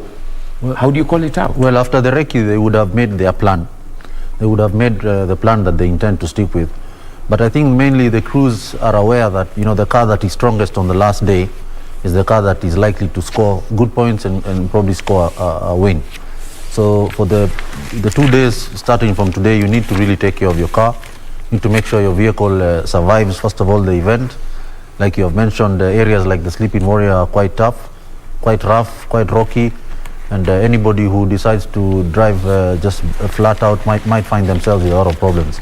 We saw yesterday Oliver Solberg already had a problem with his steering, and that was in a stage that was 5 kilometers. So people need to really be aware that, the car that's strongest on Sunday is the car that is likely to win. And as we talk about that, what are those criticals that must be looked into by a driver and navigator? We know tires are critical because nursing your tires is something else, and tires are very expensive. A puncture, that's the end of the life of that tire. How do you nurse them? It's basically the tires and the suspension. And key amongst that is there are key notes that you must ensure you don't miss. They are cautionary notes. There's something called a triple caution. Triple caution might be where there's a bad ditch, might be where there's a hole in the road, and those are the things that break cars. So as a navigator, if you miss a triple caution, then you are likely to, the car might approach that particular item at high speed, breaking the car and then, putting yourself out of the event. So the navigator and the driver need to concentrate at least on those cautionary notes. Make sure they are well marked. Make sure you call them in advance, well in advance, because you can't also tell somebody there's a triple caution when you're on top of it. So those are the key things. If you get that right, you are likely to survive the event. The only problem is that, especially in Soisambu, the stage is littered with a lot of rocks, some of which are hidden in the grass.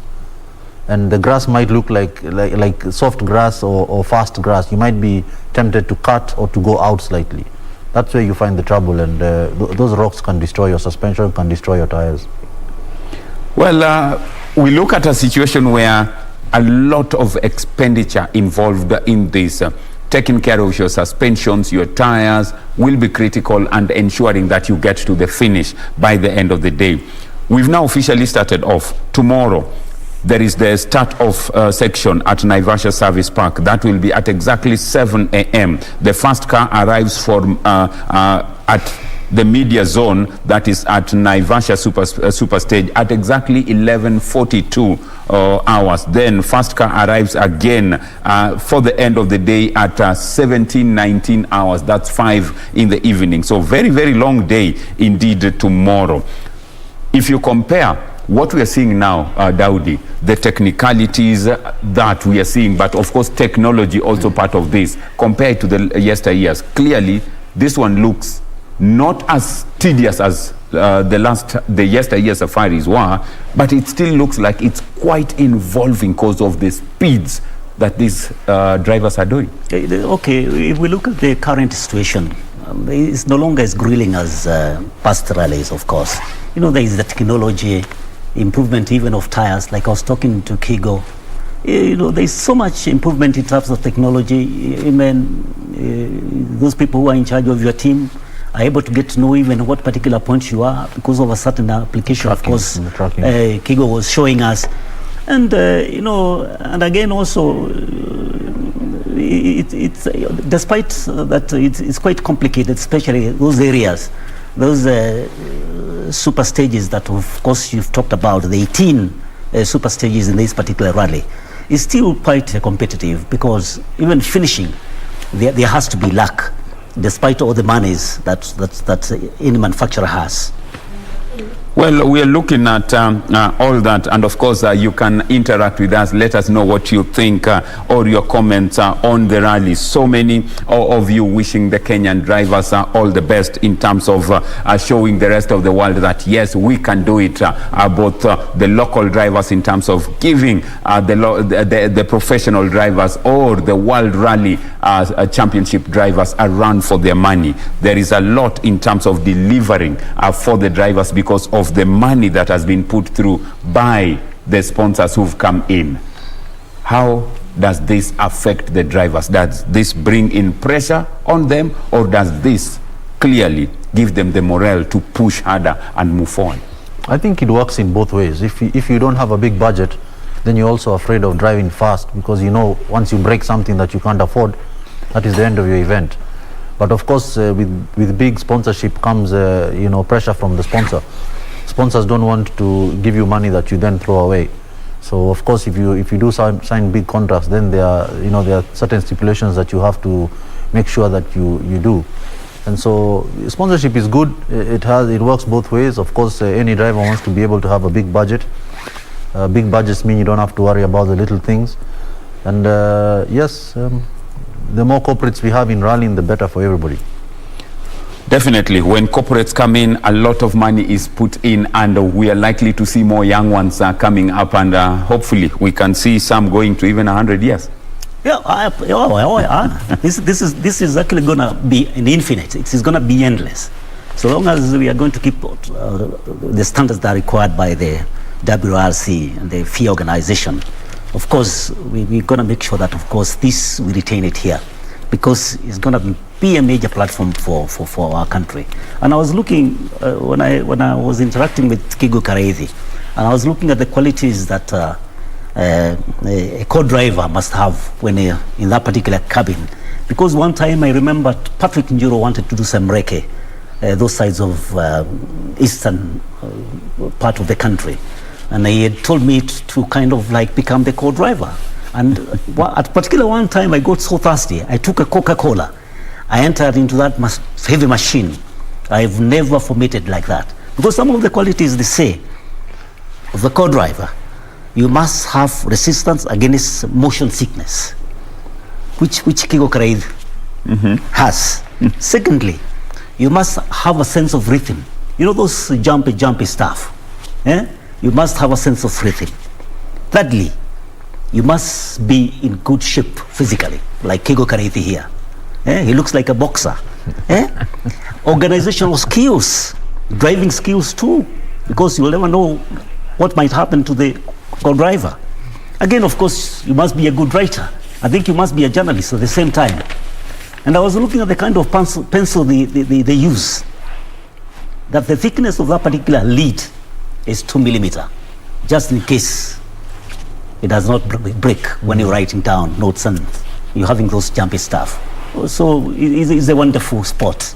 It's a wonderful sport. I love it. That's one attribute that one of the rally drivers told me once, that if I can take you at high speeds and you don't throw up, then you are able, you can withstand it. Then you're the man. What are the speeds you guys go, when you are flat out? Well, the rally cars don't really have a lot of top-end speed. I mean, the top guys will be touching 180, 200 Ks, but they can achieve that speed very quickly.